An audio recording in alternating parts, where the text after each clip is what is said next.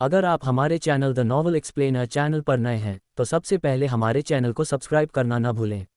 आपके सपोर्ट से ही हम और बेहतर कंटेंट बना सकते हैं और नए आइडियाज़ आप तक पहुंचा सकते हैं।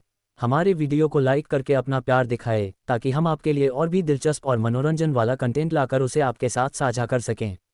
आपका सपोर्ट हमारे लिए बहुत मायने रखता है, इसलिए हमारी यात्रा में हमारे साथ बने रहें। एपिसोड 126 आर्य के जख्म। पदचिह्न। अब आगे। अब तक हमें जाना था कि दक्ष माही को रेडी कर रहा था। माही ने अभी अपनी आंखें बंद कर रखी थी और दक्ष के होठ माही के गर्दन पर चल रहे थे। माही अपने पेटीकोट को पकड़े खड़ी थी।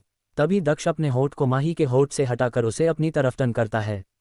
दक्ष जब माही को अपनी तरफ टर्न करता है तो उसकी आंखें बंद थी। यह देखकर दक्ष माही को देखकर बोलता है, मिसेज दक्ष माही स्मिथ, क्या आप अपनी आंखें खोल सकती है? और माही जैसे ही अपना पूरा नाम सुनती है तो एकदम से अपनी आंखें खोल लेती है और तभी उसकी नज़र दक्ष से मिलती है, जिसकी आंखों में एक अलग ही जुनून था माही को पा लेने का। और यह बात सिर्फ दक्ष जानता था कि उसने खुद को अभी तक कैसे रोक रखा था, क्योंकि वो माही की मंजूरी के बिना कुछ नहीं करना चाहता था। दक्ष माही को जब अपनी तरफ देखते हुए पाता है तो वो बोलता है, that's like my good girl, ये तुमने अच्छी लड़की वाली बात करी। और यह बोलकर वो साड़ी को उठा लेता है और वो उसे पहनने लगता है। वो एकदम से प्रोफेशनल की तरह माही को साड़ी पहना रहा था, लेकिन उसकी नज़रें माही से मिली हुई थी। दक्ष माही को साड़ी पहना देता है तो वो उसे देखकर बोलता है, बन्नी खरगोश, क्या तुम ज़्यादा सुंदर हो? और यह साड़ी, क्योंकि माही के ऊपर साड़ी काफ़ी सुंदर लग रही थी, जिसमें दक्ष सबसे बेस्ट उसका रेड बॉर्डर लग रहा था। दक्ष की बात सुनते ही माही शर्माने लगती है और अगले पल ही दक्ष माही को पकड़कर मिरर के सामने वाले टेबल पर बिठा देता है और वो थोड़ा सा ककर टेबल पर रखी चूड़ियां माही को पहनाने लगता है। और इस वक्त दक्ष माही के पीठ के ऊपर से झुका हुआ था, जिसके कारण उसका फेस माही के फेस से जुड़ा हुआ था और उसकी हल्की हल्की रखी हुई बियर्ड माही को चुभ रही थी। तभी दक्ष माही को अपने तरफ टर्न करता है और वो उसका बिल्कुल लाइट मेकअप कर रहा था। और मेकअप करते हुए वो अपने होठ माही के होठ से जोड़ देता है, क्योंकि वो माही को जब खुद देखते हुए पाता है तो वो खुद को नहीं रोक पाता है। दक्ष के ऐसे अचानक किस करने पर माही को समझ ही नहीं आता है कि अचानक क्या हुआ, लेकिन जब उस दक्ष की किस अच्छी लगने लगती है तो वो भी दक्ष का साथ देने लगती है। और माही का साथ पाकर दक्ष और माही की किस कब एक डीप किस में बदल जाती है। इस बात का एहसास दोनों को ही नहीं था और वो दोनों एक दूसरे में खोए हुए थे। और इसी के साथ दक्ष के हाथ माही के हाथ साड़ी के अंदर माही के पेट पर चल रहे थे। हॉस्पिटल में आर्य जो सोफे पर आकर लेट गई थी, तभी अहीर आर्य के पास आते हुए घुटने के बल पर बैठकर उसकी ट्रीटमेंट करने लगता है, क्योंकि उसके कैबिन में बेड की व्यवस्था नहीं थी। और अगर वो आर्य को बाहर जाकर ट्रीटमेंट करवाने के लिए बोलता तो वो जानता था कि वो कभी नहीं मानती, इसलिए वो उसे सोफे पर लेटने को बोलता है।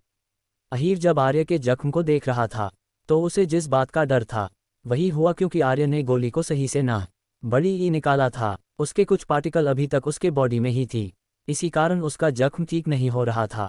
वही अहीर जब उन पार्टिकल को आर्य की बॉडी से निकालने लगता है तो पहली बारी आर्य मूव करती है। जाहिर था कि उसे अब दर्द बर्दाश्त नहीं हुआ था, इसलिए वो मूव हुई थी। जब अहीर को लगता है कि आर्य को पेन हो रहा है तो वो उसके जख्म वाली जगह को सुन भी नहीं कर सकता था, क्योंकि उससे आर्य का खून बहना नहीं रुकता। इसलिए वो आर्य की बाजू की पकड़कर अपने शोल्डर पर रख देता ताकि उसे थोड़ा सपोर्ट मिल जाए। अहीर धीरे धीरे आर्य के जख्म पर दवाई लगा देता है और उसे यह करने में लगभग आधा घंटा लग जाता है, क्योंकि सही से ट्रीटमेंट ना बड़ी ही करने की वजह से घाव ज़्यादा बढ़ गया था। और जैसे ही वो अच्छे से दवाई लगा देता है तो वो आर्य की तरफ देखकर बोलता है, और अब तुम केयरफुल रहना, इस पर कुछ दिन पानी मत डालना और 2 दिन बाद इसकी पट्टी चेंज करवा लेना। अहीर जो आर्य को बोले जा रहा था, लेकिन हमारी आर्य मैडम तो वही सोफे पर ही सो चुकी थी, क्योंकि वो अपने काम के चलते सही से सो नहीं पाती थी और पिछले दिनों में तो उसको जख्म के कारण दर्द की वजह से ही नींद नहीं आ रही थी। प्राइम मिनिस्टर के घर पर वही अयान जो अभी नताशा के डैड के साथ बैठा था, और नताशा अपने डैड के कारण अयान के पास नहीं जाता है, क्योंकि वो अपने डैड को अपना असली रूप नहीं दिखा सकती थी। इसलिए वो रूम में बैठी हुई थी और उसका मुंह बना हुआ था, क्योंकि वो अयान को अपने घर में होने के बाद भी नहीं देख सकती थी, क्योंकि वो उसे डर था कि कहीं जख्म वाले पैर से अगर उसके डैड ने देख लिया तो वो क्या जवाब देती। और अयान से तो कोई उम्मीद रखना ही बेकार था कि वो उसका सपोर्ट करेगा। कहानी में आगे जानने के लिए सुनते रहिए बंदा ये रूथलेस है, सिर्फ और सिर्फ द नॉवल एक्सप्लेनर चैनल पर। एपिसोड 127 नई नवेली दुल्हन। पदचिह्न। अब आगे। 1 दक्ष माही को साड़ी पहना चुका था और उन दोनों में एक हल्का सा मेकअप कब डिप किस में बदल गई थी। इस बात का दोनों की एहसास नहीं था, लेकिन जब माही को सांस लेने में दिक्कत होने लगी तो वो दक्ष के चेस्ट पर अपने हाथ रखकर उसे दूर करने लगती है और ये देखकर दक्ष को एहसास होता है कि उसकी बन्नी खरगोश को सांस लेने में दिक्कत हो रही है, इसलिए वो उसे छोड़ देता है। दक्ष जैसे ही माही को छोड़ता है तो माही शर्म के मारे अपना सिर झुका लेती है, क्योंकि वो खुद भी तो आज दक्ष का साथ दे रही थी, लेकिन अभी तक उसकी सांस नॉर्मल नहीं हुई थी, इसलिए वो हाफ रही थी। दक्ष जब माही को हाफते हुए देखता है तो वो माही को टेबल पर बिठा देता है और उसके बालों को सेट करने लगता है। उसने माही के बालों को सीधे करके बीच की मांग निकाली थी और बीच में उसकी मांग सिंदूर से भर देता है, क्योंकि माही को हेयर पिन से दिक्कत होता है, इसलिए उसने हेयर पिन को यूज़ नहीं किया था। जब तक दक्ष माही के बाल बना रहा था तब तक माही नॉर्मल हो चुकी थी।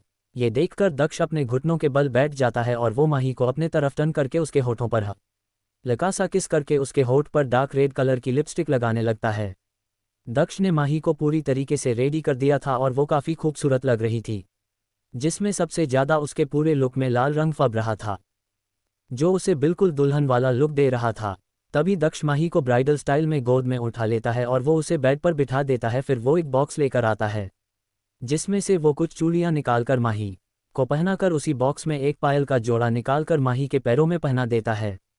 दक्ष जब माही को तैयार कर रहा था तो माही की नज़रें लगातार उस पर बनी हुई थी, क्योंकि उसके मन में सवाल था कि यह इंसान सब कब छोटे ऊंचा जानता है, फिर चाहे खाना बनाने से साड़ी पहनने तक और यहाँ तक मेकअप से लेकर बाल बनाने तक वो सब चीज़ों में परफेक्ट था। दक्ष माही को देखकर बोलता है, बन्नी खरगोश तुम कुछ देर रेस्ट करो, मैं रेडी होकर आता हूँ, अभी पार्टी में जाने में कुछ वक्त है। ये बोलकर दक्ष चला जाता है। तभी माही जो बेड पर बैठी थी उसके कदम अपने आप मिरर के तरफ बढ़ जाते हैं और माही जब खुद को देखती है तो वो खुद को देखती ही रह जाती है, क्योंकि आज उसे खुद विश्वास नहीं हो रहा था कि वो सिंपल मेकअप से भी इतनी सुंदर कैसे लग सकती है। माही का लुक अभी ऐसा था जिसमें उसका रेड ब्लाउज के साथ ब्लैक साड़ी में रेड बॉर्डर के ऊपर ब्लैक फूल काफ़ी फब रहे थे और उसकी आंखों में लगा काजल और रेड बैंगल्स के साथ मांग में भरा सिंदूर उसे नई दुल्हन का लुक दे रहा था। और माही जैसे ही अपने कदम बढ़ा रही थी तो पायल की छम छम की आवाज़ पूरे रूम में गूंज रही थी। हॉस्पिटल में वही अहीर ने जैसे ही माही की ट्रीटमेंट करी तो वो आर्या को सोते देखकर उसे उठाता नहीं है, क्योंकि वो उसे सोती हुई बहुत प्यारी लग रही थी, इसलिए वो उसके ऊपर अपनी जैकेट डाल देता है और वो जाकर अपनी चेयर पर बैठकर अपने दोनों हाथों से सिर के दबाने लगता है। तभी अहीर खुद से ही बोलता है, अहीर सिर पकड़ कर रखने से कुछ नहीं होगा, शाम को दक्ष की रखी पार्टी में भी जाना है, इसलिए वो टेलीकॉम से अपने असिस्टेंट को कॉल करके बोलता है, मेरे लिए एक कॉफ़ी लेकर आओ। वही अहीर का असिस्टेंट जब अहीर की नॉर्मल आवाज़ सुनता है तो उसे हैरानी होती है, क्योंकि उसे तो लग रहा था कि आर्य के उसके कैबिन में जाने के कारण वो उस पर गुस्सा करेगा। प्राइम मिनिस्टर के घर पर अयान जो नताशा के डैड के साथ बात कर रहा था, उसने उनसे कुछ काम से जुड़ी बातें कर ली थी, जिससे नताशा के डैड को कोई शक नहीं होता है। लेकिन तभी नताशा के डैड कुछ बोलते हैं, जिससे अयान के फेस के एक्सप्रेशन बिल्कुल बदल गए थे, क्योंकि उन्होंने अयान के सामने नताशा का रिश्ता जो रख दिया था। तभी नताशा के डैड अयान को देखते हुए बोलते हैं, बेटा मैं ये बात तुमसे खुद पहले से करना चाहता है, लेकिन सही वक्त का इंतजार था, और तुम तो जानते हो कि प्राइम मिनिस्टर होने के कारण मुझ पर हमेशा खतरा बना रहता है और मैं एक हट मरीज हूँ, और तुम तो जानते हो कि नताशा कितनी मासूम है। वो हल्के से छोर से डर जाती है। तो लड़ाई तो दूर की बात है, लेकिन मेरे कई दुश्मन हैं और मैं नहीं चाहता हूँ कि मेरी बेटी की मासूमियत का फ़ायदा उठाएं, क्योंकि वो पहले ही बिना माँ की बच्ची है, इसलिए क्या तुम उससे शादी कर सकते हो? अयान नताशा के डैड की बात सुनते ही बोलता है, अंकल मैं ये कैसे कर सकता हूँ? मुझ में और नताशा में ज़मीन आसमान का फ़र्क है, इसलिए मुझे लगता है कि आपको किसी और को उसके लिए ढूंढना छोटी ये वही अयान की बात सुनते ही नताशा के डैड थोड़ा उदास होकर बोलते हैं, बेटा तुम अपना वक्त लेकर फैसला लेना, और उसके बाद भी अगर तुम्हारी ना हुई तो मुझे कोई दिक्कत नहीं होगी, क्योंकि मुझे लगता है कि मेरी बेटी को तुमसे बेहतर कोई नहीं संभाल सकता है, और अंजलि जी के रूप में उसे एक सास के माँ मिल जाएगी, क्योंकि वो बच्ची हमेशा माँ के प्यार के लिए तरसती रही है। कहानी में आगे जानने के लिए सुनते रहिए बंदा ये रूथलेस है, सिर्फ और सिर्फ द नॉवल एक्सप्लेनर चैनल पर। एपिसोड 128 अहीर की किस पदचिह्न। अब आगे 1 अहीर जो अभी अपनी चेयर पर आंखें बंद करके बैठा था, तभी उसके कैबिन के बाहर नोक होता है और वो अंदर आने के लिए बोल देता है, लेकिन फिर उसे एहसास होता है कि आर्य ने गेट बंद कर दिया था, इसलिए वो अपनी चेयर से उठकर जाकर कैबिन का लॉक खोल देता है। अहीर ने जैसे ही कैबिन का गेट खोला तो उसे सामने उसका असिस्टेंट दिखता है, जो अभी अपने हाथ में कॉफ़ी की ट्रे लिए खड़ा था। ये देखकर अहीर उसके हाथों से ट्रे लेकर एक बारी फिर से उसके मुंह पर दरवाज़ा बंद कर देता है, क्योंकि वो नहीं चाहता था कि आर्य को उस हालात में को ई देखे क्योंकि उसने अभी अपना टॉप नहीं पहना था। हालांकि अहीर ने उसके ऊपर अपनी जैकेट डाली थी, लेकिन फिर भी वो अपने अंदर जलन के भाव महसूस कर रहा था कि कोई भी आर्या को वैसे नहीं देख सकता है। अहीर अपनी काफ़ी को पीने के बाद बोलता है, अहीर चल शेरनी को उठा क्योंकि पार्टी में बुलाया है और अगर यह भी वहाँ नहीं गई तो मेरी बहन उदास हो जाएगी। इसलिए वो आर्या को उठाने के लिए आवाज़ लगाता है, लेकिन आर्या के ऊपर अहीर की आवाज़ का कोई असर नहीं होता है क्योंकि वो गहरी नींद में सो रही थी।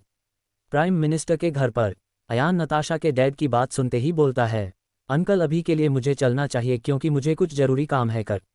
क्योंकि उसे दक्ष की पार्टी में जो जाना था और उससे पहले वो ये भी चेक करना चाहता था कि उसका सामान वक्त पर पहुंच चुका है और नहीं, क्योंकि नताशा ने चाहे रोड को सही कर दिया था लेकिन फिर भी थोड़ी देरी हो चुकी थी। अयान जो अपनी कार में बैठकर जाने लगता है कि तभी उसे अपने मिरर में बालकनी में खड़ी नताशा दिखती है, जो उसे ऊपर खड़ी देख रही थी। ये देखकर अयान खुद से ही बोलता है, आखिर इसके डैड को ये किस एंगल से मासूम दिखती है, क्योंकि पिछले कुछ मिनटों में जो हुआ उसके बाद अयान को वो कहीं से भी मासूम नहीं लग रही थी। ये बोलकर अयान नताशा को एक नज़र देखकर वहां से चला जाता है दक्ष के विला में। दक्ष को रेडी होकर आचक छोटे ऊ का था और उसने माही मैच करने के लिए रेड और ब्लैक लुक लिया हुआ था और वो इतना हैंडसम लग रहा था कि माही उसे घूरे जा रही थी, वो भी बिल्कुल बेशर्म की तरह। और तभी माही खुद से ही बोलती है, आखिर यह इंसान इतना एडसम कैसे लग सकता है, क्योंकि उसके नॉर्मल लुक में लकड़ियां उस पर फिदा थी और अब तो वो और रॉयल लुक दे रहा था। तभी दक्ष माही को देखकर बोलता है, बन्नी खरगोश अगर देखना हो गया हो तो क्या हम पार्टी के लिए चले, क्योंकि सब लोग वेट कर रहे होंगे। ये बोलकर दक्ष माही के पास आते हुए उसके माथे पर किस करता है और वो उसके आगे अपना हाथ बढ़ा देता है। दक्ष का हाथ देखकर माही दक्ष के हाथों में अपना हाथ रख देती है क्योंकि दक्ष आज उसे मोहित कर रहा था। तभी तो माही अपनी नज़रें दक्ष के चेहरे से हटा नहीं पा रही थी, लेकिन माही अभी इस बात से अनजान थी कि उसके पर दक्ष के प्यार का असर चढ़ने लगा था और वो खुद इस बात से बेखबर थी। दक्ष और माही दोनों ही काका के साथ पार्टी वाली लोकेशन पर जाने लगते हैं और वही पार्टी में सभी गेस्ट ने आना शुरू कर दिया था। आज पार्टी में मीडिया से लेकर बिजनेस वर्ल्ड के साथ माफिया वर्ल्ड से भी लोग आए थे और इतने कम वक्त में इतने बड़े पैमाने पर पार्टी की अरेंजमेंट रोनी ने करी थी। इस पार्टी में दक्ष के ऑफिस से लेकर माही के घर वालों के साथ अहीर के घर वाले भी शामिल किया गया था। पार्टी की थीम रेड और ब्लैक थी, लेकिन गेस्ट को बोला गया था कि वो सब वाइट कलर के कपड़े पहने ताकि हमारा कपल अलग से ही दिखे। वही अहीर जो लेट हो चुका था क्योंकि उसकी वजह आर्या थी, क्योंकि वो जब आर्या को उठाने लगता है तो उसका पैर में अटक जाता है और वो आर्या के ऊपर गिर जाता है और उसके अचानक से गिरने के कारण आर्या एकदम से अलर्ट हो जाती है और पलट जाती है। इसके कारण अहीर सोफे से नीचे गिर जाता है और उसके ऊपर आर्या गिरती है, जिस के कारण आर्या और अहीर के होठ आपस में जुड़ जाते हैं। वही अहीर जो पार्टी हॉल के बाहर खड़ा सोच रहा था कि उसे क्या हो गया था, क्योंकि जब उसके होठ आर्या के होठ को टच करते हैं तो वो उसे किस करने लगता है। हाँ तक उसने आर्या के मुंह को पकड़कर उसे जबरदस्ती किस किया था और वो खुद पर काबू नहीं कर पाया था, इसलिए जब किस खत्म हुई तो वो आर्या की तरफ देखे बिना सॉरी बोलकर केबिन से निकलते हुए बोलता है कि पार्टी में टाइम से आ जाना। तभी अहीर अपनी सोच पर रोक लगाकर अंदर जाते हुए रोनी से मिलते हुए बोलता है कि यह पार्टी क्यों रखा गया है, क्योंकि दक्ष ने पार्टी के बारे में किसी को नहीं बताया था। हालांकि रोनी को सिर्फ पार्टी की तैयारी करने के बारे में बोला गया था, लेकिन अगर उसे पता भी होता तो भी वो दक्ष से जुड़ी बात कभी अहीर तो क्या किसी को भी नहीं बताता। कहानी में आगे जानने के लिए सुनते रहिए बंदा ये रूथलेस है सी अफ और सिर्फ द नॉवल एक्सप्लेनर चैनल पर। एपिसोड 129 दक्ष और अयान पद चिन्ह। अब आगे 1। अब तक हमने जाना था कि दक्ष ने पार्टी रखी थी, तो अब तक सब लोग पार्टी में आ चुके थे और अब सबको माही और दक्ष का इंतजार था, क्योंकि सबको ये बात जाननी थी कि दक्ष ने ये पार्टी क्यों रखी थी।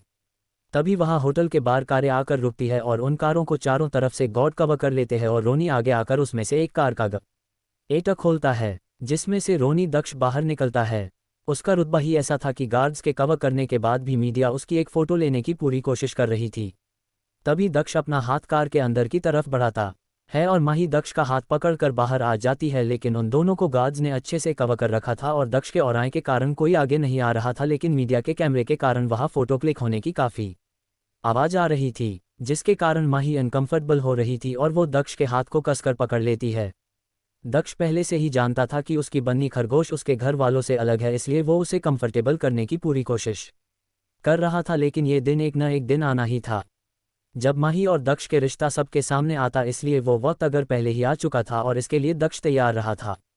दक्ष माही का हाथ पकड़कर होटल में जाने लगता है। तभी माही वहाँ अपने घर वालों को देखती है तो वो दक्ष के हाथ को खींचने लगती है। ये देखकर दक्ष माही को देखकर बोलता है, बन्नी खरगोश कुछ देर रुक जाओ। उसके बाद अपने घर वालों से मिल लेना, लेकिन माही कहाँ कम थी। उसने अपने कदम आगे बढ़ाने बंद कर दिए थे और वो अयान को देख रही थी। तभी दक्ष माही के रुके कदमों के कारण उसकी तरफ देखता है और वो जब उसकी नज़र माही की नज़रों पर जाती है जो अभी अयान को देख रही थी, यह देखकर दक्ष के चेहरे पर जलन के भाव दिखने लगते हैं, क्योंकि लड़कियां उसे देखने के लिए कुछ भी करने को तैयार रहती थी, लेकिन उसकी बीवी उसको देखने की जगह अपने भाई को ही भाव देती रहती थी। दक्ष ये देखकर माही को जलन के मारे बोलता है, बन्नी खरगोश चलो वरना मैं तुम्हें गोद में उठा कर ले जाऊंगा। लेकिन तभी माही बड़ी मासूमियत से दक्ष की तरफ देखकर बोलती है, डेविल प्लीज मुझे बस कुछ मिनट घर वालों से मिलने दो, उसके बाद पर जो बोल दोगे मैं वो पक्का करूंगी। ये बोलकर वो उसे रिक्वेस्ट वाली नज़रों से देखने लगती है। दक्ष माही की रिक्वेस्ट वाली नज़रों को देखकर खुद को रोक नहीं पाता है और वो माही के मॉम और डैड की तरफ अपने कदम बढ़ा देता है। वही माही जब अपने मॉम और डैड को देखती है तो वो अपना हाथ दक्ष के हाथ से छुड़ाकर उन दोनों के गले मिल जाती है। तभी अंजलि जी माही से कन्फर्म करने के लिए पूछती है, बच्चा आप ठीक हो, आपको कोई परेशानी तो नहीं है। वही माही के पास खड़ा दक्ष अंजलि की बात समझ जाता है, इसलिए वो अंजलि जी की तरफ देखकर बोलता है, सासू माँ सिर्फ अपनी बेटी से ही मिलती रहेगी और मुझसे भी मिलेगी और आप चिंता नहीं करें, आपको बेटी को मैंने कोई परेशानी नहीं दी है। ये बोलकर दक्ष माही को देखकर बोलता है, बन्नी खरगोश मेरे पास आकर खड़ी हो, फिर हम साथ में सासू माँ और ससुर जी का आशीर्वाद लेंगे। माही जब दक्ष की बात सुनती है तो वो अच्छे बच्चे की तरह उसके पास जाकर खड़ी हो जाती है और फिर झुककर दक्ष और माही दोनों ही शेखर जी और अंजलि के पैर छूकर आशीर्वाद लेते हैं। और माही आशीर्वाद लेने के बाद आर्य से मिलती है जो होटल के वॉशरूम में ही रेडी हुई थी, क्योंकि वो वहां लेट पहुंची थी। माही आर्य को देखकर बोलती है, दी क्या आप अच्छे से नींद पूरी नहीं कर रहे हैं, देखे आपके चेहरे पर डार्क सर्कल्स आ गए हैं। आर्य नॉर्मल होकर माही को जवाब देती है कि थोड़ा काम के कारण उसकी नींद पूरी नहीं हुई है, क्योंकि वो नहीं चाहती थी कि किसी को भी शक हो कि वो चोट की वजह से सो नहीं पा रही थी, और खासकर वो अंजलि जी को कुछ नहीं बताना चाहती थी, वरना वो उसकी अच्छी से क्लास लगा देती। इसी वजह से वो घर में भी किसी को कुछ नहीं बता रही थी। तभी माही आर्य से मिलने के बाद अयान की तरफ जाती है और वो उसे हक करती है। ये देखकर दक्ष माही को देखकर बोलता है, बन्नी खरगोश मुझे भी तो साले साहब से मिलने दो। ये देखकर माही का मुंह बन जाता है और वो धीरे से बोलती है, जलकुकड़े कही कि ये बोलकर वो अयान से दूर हट जाती है। तभी दक्ष अयान के गले मिलते हुए धीरे से बोलता है, साहब मैंने आपके लिए खुद प्राइम मिनिस्टर से आपके रिश्ते की बात करी है, इसलिए लड़की भी अच्छी है और मौके का फ़ायदा उठाकर बसा कर देना, क्योंकि दक्ष स्मिथ न खुद लड़की को चेक किया है, इसलिए तुम्हें वो ही संभाल पाएगी। ये बोलकर दक्ष अयान से अलग होते हुए मुस्कान लिए देखने लगता है। कहानी में आगे जानने के लिए सुनते रहिए बंदा ये रूथलेस है, सिर्फ और सिर्फ द नॉवल एक्सप्लेनर चैनल पर। एपिसोड 130 अहीर का गुस्सा पद चिन्ह। अब आगे 1। अब तक हमने जाना था कि दक्ष अयान को देखकर बोलता है कि उसने नताशा के डैड से बात किया है, क्योंकि नताशा एक अच्छी लड़की है। अयान ये बात पहले से ही जानता था कि दक्ष ने पता लगवाया है कि अयान अब तक किस लड़की से जुड़ा है, लेकिन वो नताशा के डैड से बात करेंगे। अयान ने यह नहीं सोचा था कि उसके लिए लड़की ढूंढने के लिए इतना आगे बढ़ जाएगा। अयान माही के सामने कुछ नहीं करना चाहता है, इसलिए वो नॉर्मल ही रहता है। तभी दक्ष माही का हाथ पकड़कर स्टेज पर ले जाने लगता है, क्योंकि वहां मौजूद सभी लोग उन्हें देख रहे थे और कहीं न कहीं सबके मन में सवाल था कि मिस्टर श्रीवास्तव की बेटी का दक्ष के साथ क्या रिश्ता है। माही जो दक्ष के साथ जा रही थी वो अयान की तरफ पलटकर बोलती है, भाई मैं आपसे बाद में मिलती हूं। और यह सुनकर दक्ष के फेस एक्सप्रेशन बदल जाते हैं, क्योंकि माही पहली लड़की थी जो दक्ष की बात नहीं मानती थी और दक्ष उसे कुछ बोल भी नहीं पाता था, वरना वो उसे मासूमियत से देखने लगती थी। दक्ष माही का हाथ पकड़कर स्टेज ले जाता है और वो माही की कमर पकड़कर खड़ा हो जाता है।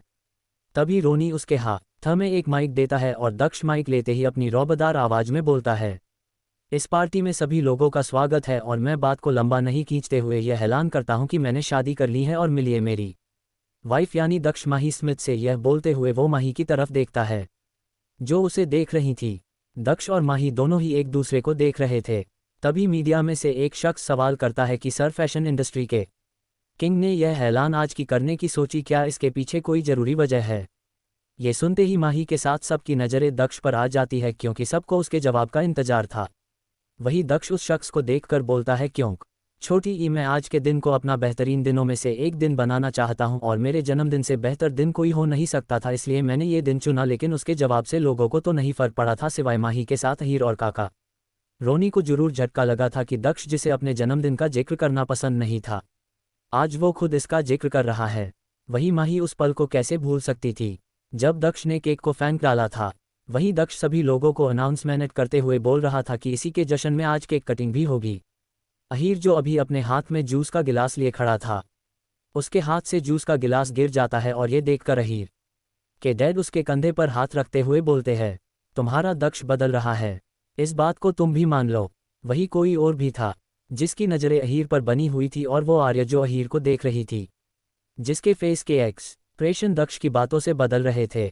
तभी अहीर अपने डैड को देखते हुए बोलता है, डैड आप गलत है, मुझे तो लग रहा है कि दक्ष के मन में फिर से कुछ चल रहा है, इसलिए मुझे उससे बात करनी होगी, वरना कहीं वो मेरी बच्ची के साथ कुछ गलत न कर डाले।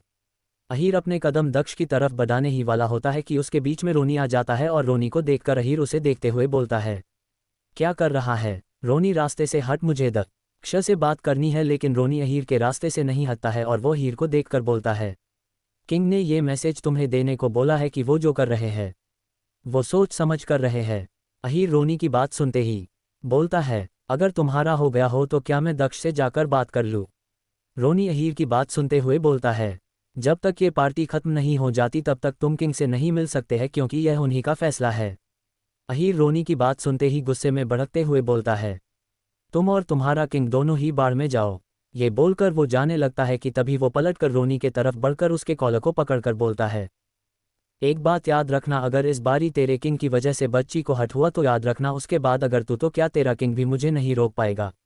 ये बोलकर अहीर गुस्से में पार्टी से निकल जाता है, क्योंकि वो अभी तक इस बात को नहीं मान पाया था कि दक्ष अपने बर्थडे का केक कट करने जा रहा है, जो उसने आज तक नहीं किया, और कहीं न कहीं उसी के कारण उसने अपनी बन्नी खरगोश तक को हट कर दिया था।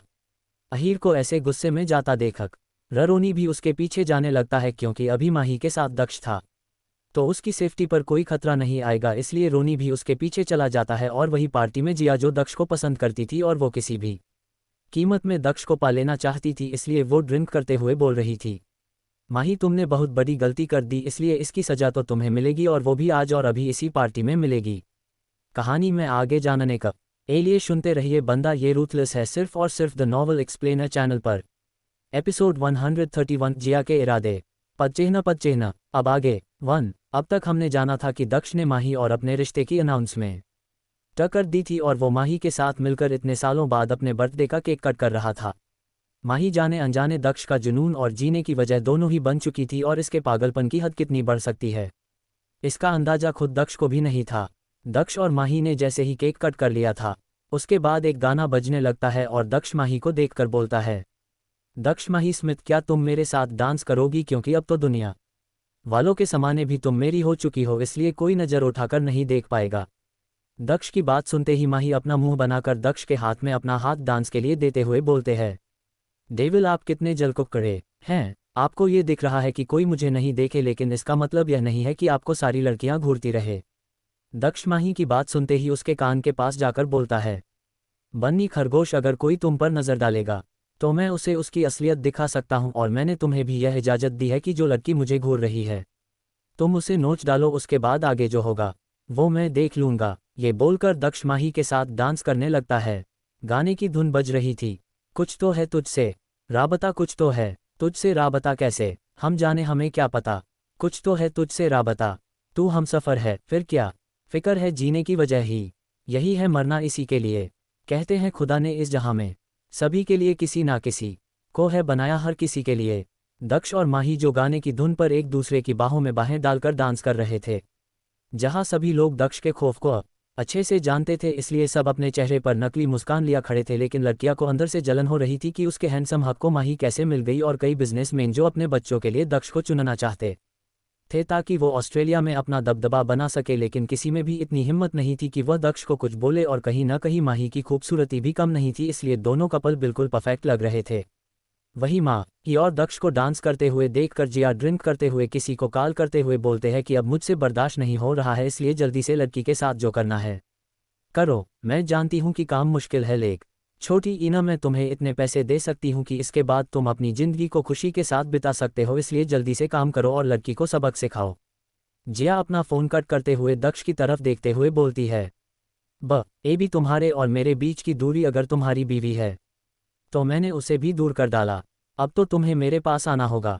ये बोलकर जिया माही के तरफ बढ़ जाती है, क्योंकि दक्ष और माही ने डांस कर लिया था और शेखर जी के साथ अयान और आर्य व अंजलि जी भी जा चुके थे क्योंकि दक्ष ने एजेंट में पार्टी में बुलाई थी, इसलिए वो अपना काम छोड़कर बीच में ही आए थे।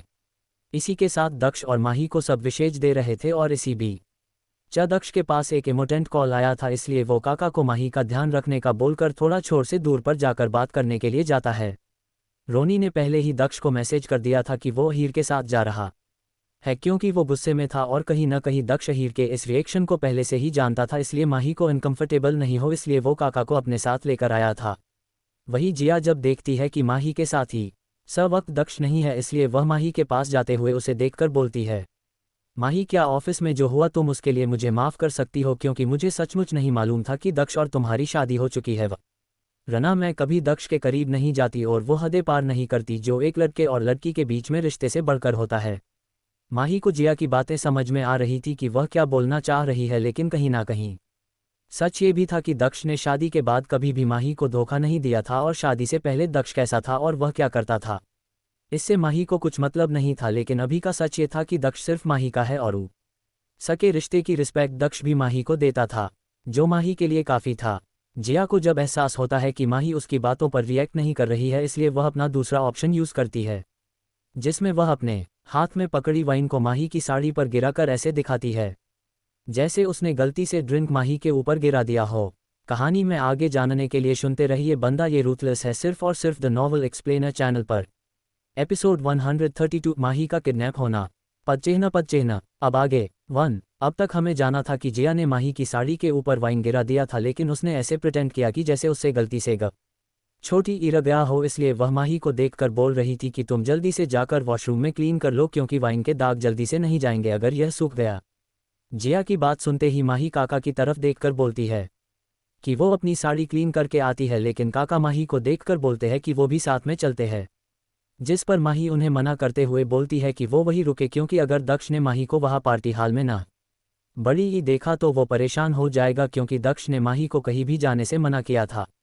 माही की बात सुनकर काका माही को ज़्यादा फोर्स नहीं करते हैं क्योंकि वह होटल दक्ष का था और चारों तरफ गार्ड्स फैले हुए थे, इसलिए वह माही को जाने देते हैं और माही को अकेले जाता देखकर जिया के चेहरे पर मुस्कान आ जाती है और वह मुस्कुराते हुए काका से थोड़ी दूर जाते हुए बोलती है, माही ओ माही, जिस तरीके से वाइन का दाग हटाए नहीं हटता उसी तरीके से आज तुम्हारे ऊपर भी एक दाग लगेगा जिसे तुम तो क्या दक्ष भी नहीं हटा पाएगा।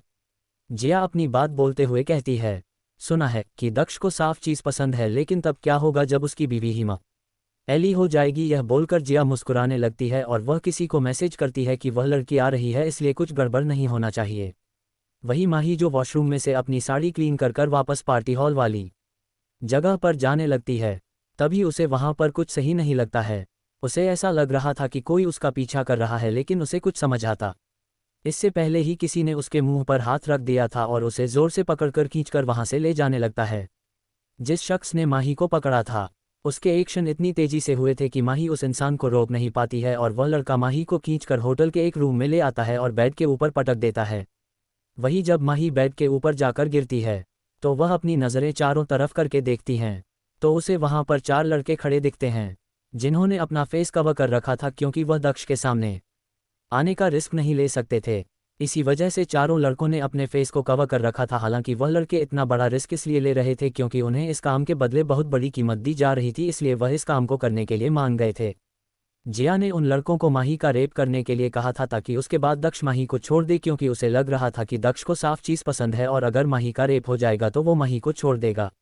वहीं दक्ष के पास जो कॉल आया था वह भी जिया की वजह से ही आया था क्योंकि वह चाहती थी कि दक्ष कॉल में बिजी हो जाए और कहीं ना कहीं वह एक बिजनेस कॉल था, तो दक्ष को उस कॉल को निपटाने के लिए कम से कम आधा घंटा लग जाएगा और तब तक वह लड़का अपने काम कर देंगे।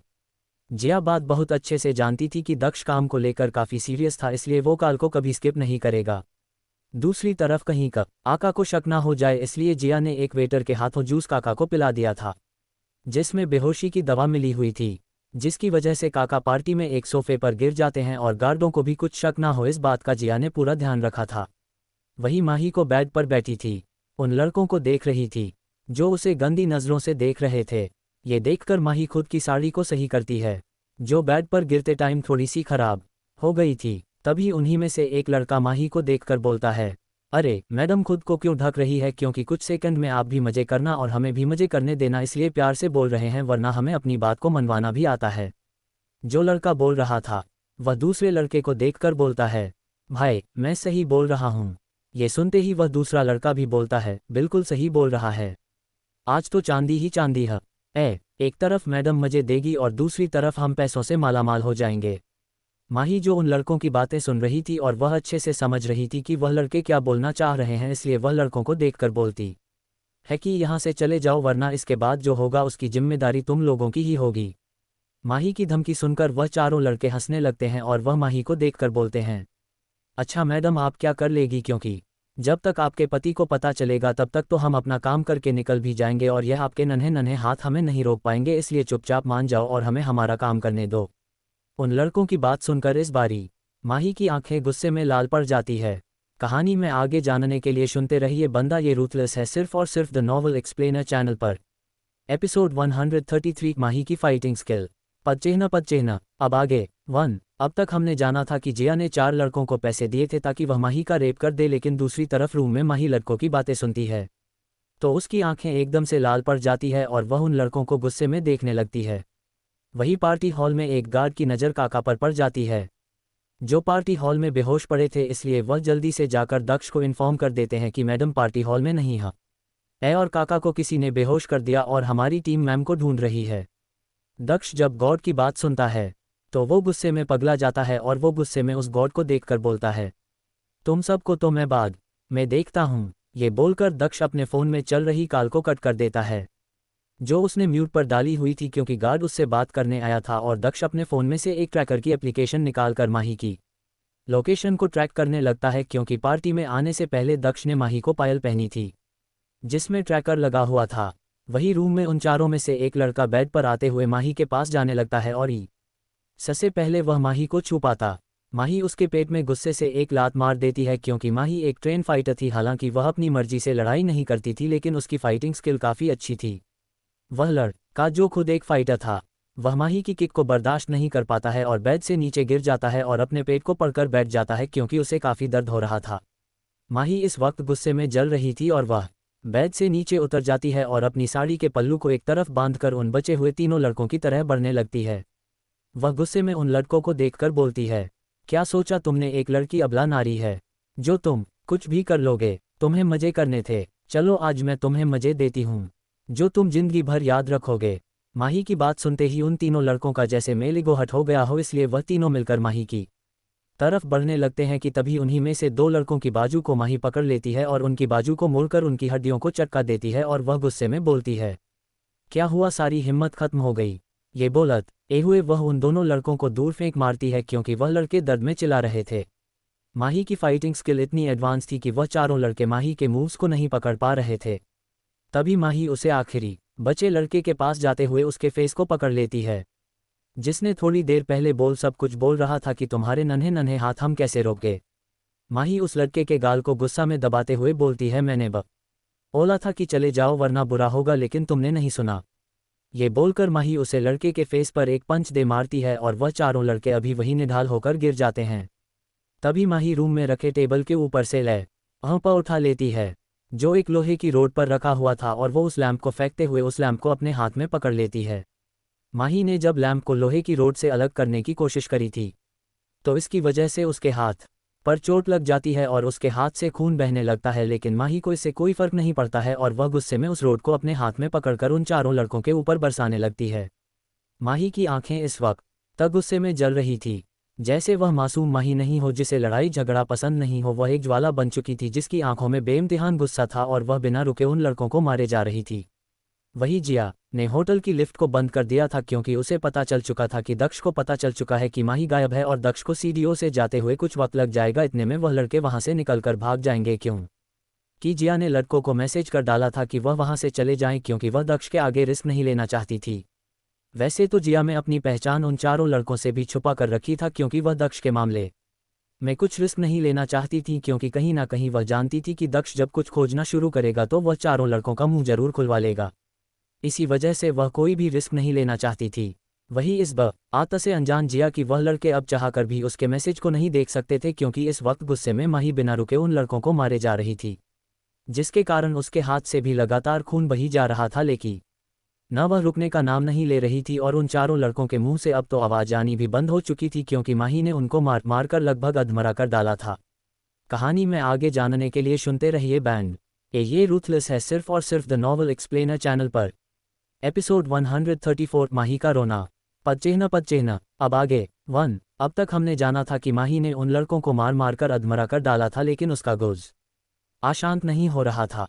इसकी वजह से वह लगातार उन लड़कों को मारे जा रही थी। तभी जिस रूम में माही थी उस रूम का गेट टूट जाता है और यह हमारा दक्ष था, जिसने गेट पर लात मारकर उस रूम के दरवाजे को तोड़ डाला था।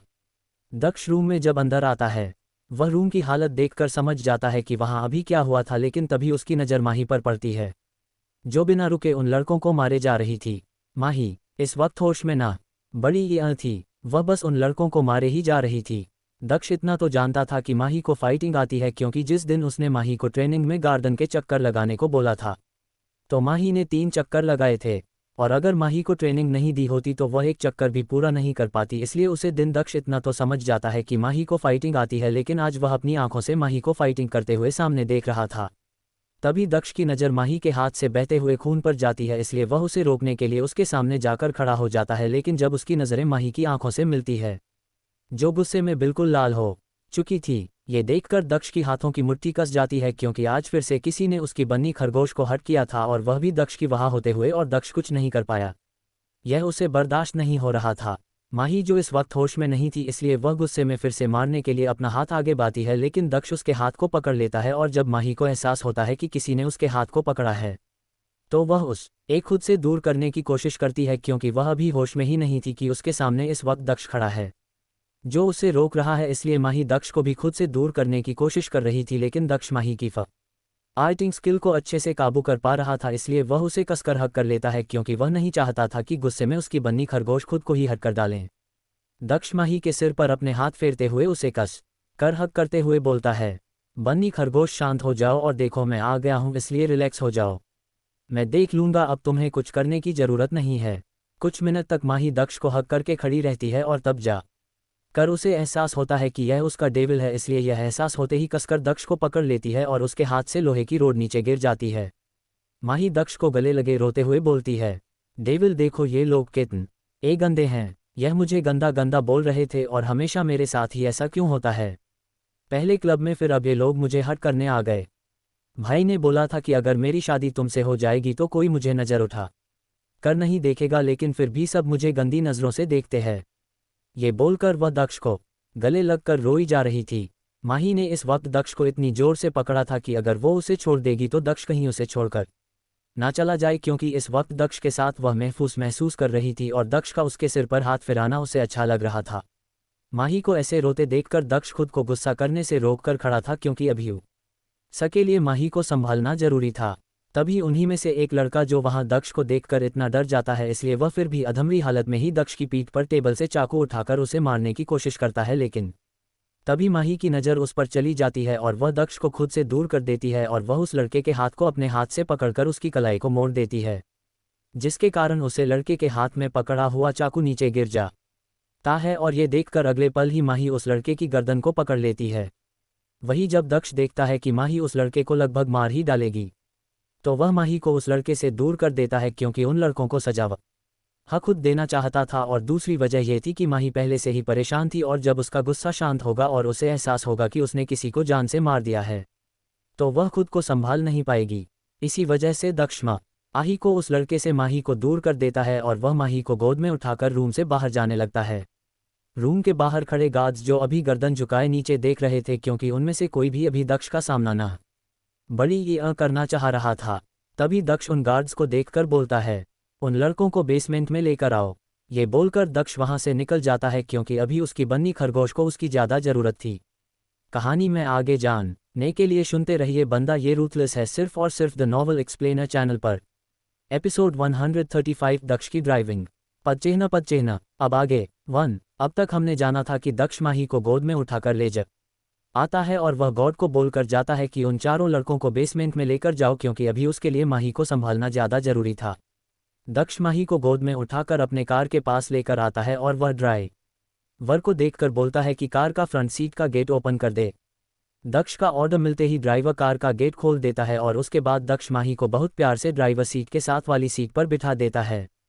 उसके बाद वो खुद ड्राइविंग वाली सीट पर आने की वाला होता है, लेकिन तभी माही उसका हाथ पकड़ लेती है और वह दक्ष को रोते हुए बोलती है, डेविल मत जाओ। माही की बात सुनते ही दक्ष माही को देखकर उसके होठों से अपने होठों को जोड़ते हुए एक लाइटली किस करते हुए बोलता है, बन्नी खरगोश, तुम्हारा डेविल तुम्हारे बिना रह ही नहीं सकता है, इसलिए मैं तुम्हें छोड़कर कभी नहीं जा सकता हूँ, इसलिए रिलैक्स करो और मैं ड्राइविंग सीट पर आ रहा हूँ। ये बोलकर दक्ष माही के हाथ से अपने हाथ को छुड़ा लेता है और वह ड्राइवर से कार की लेकर ड्राइविंग सीट पर आकर बैठ जाता है।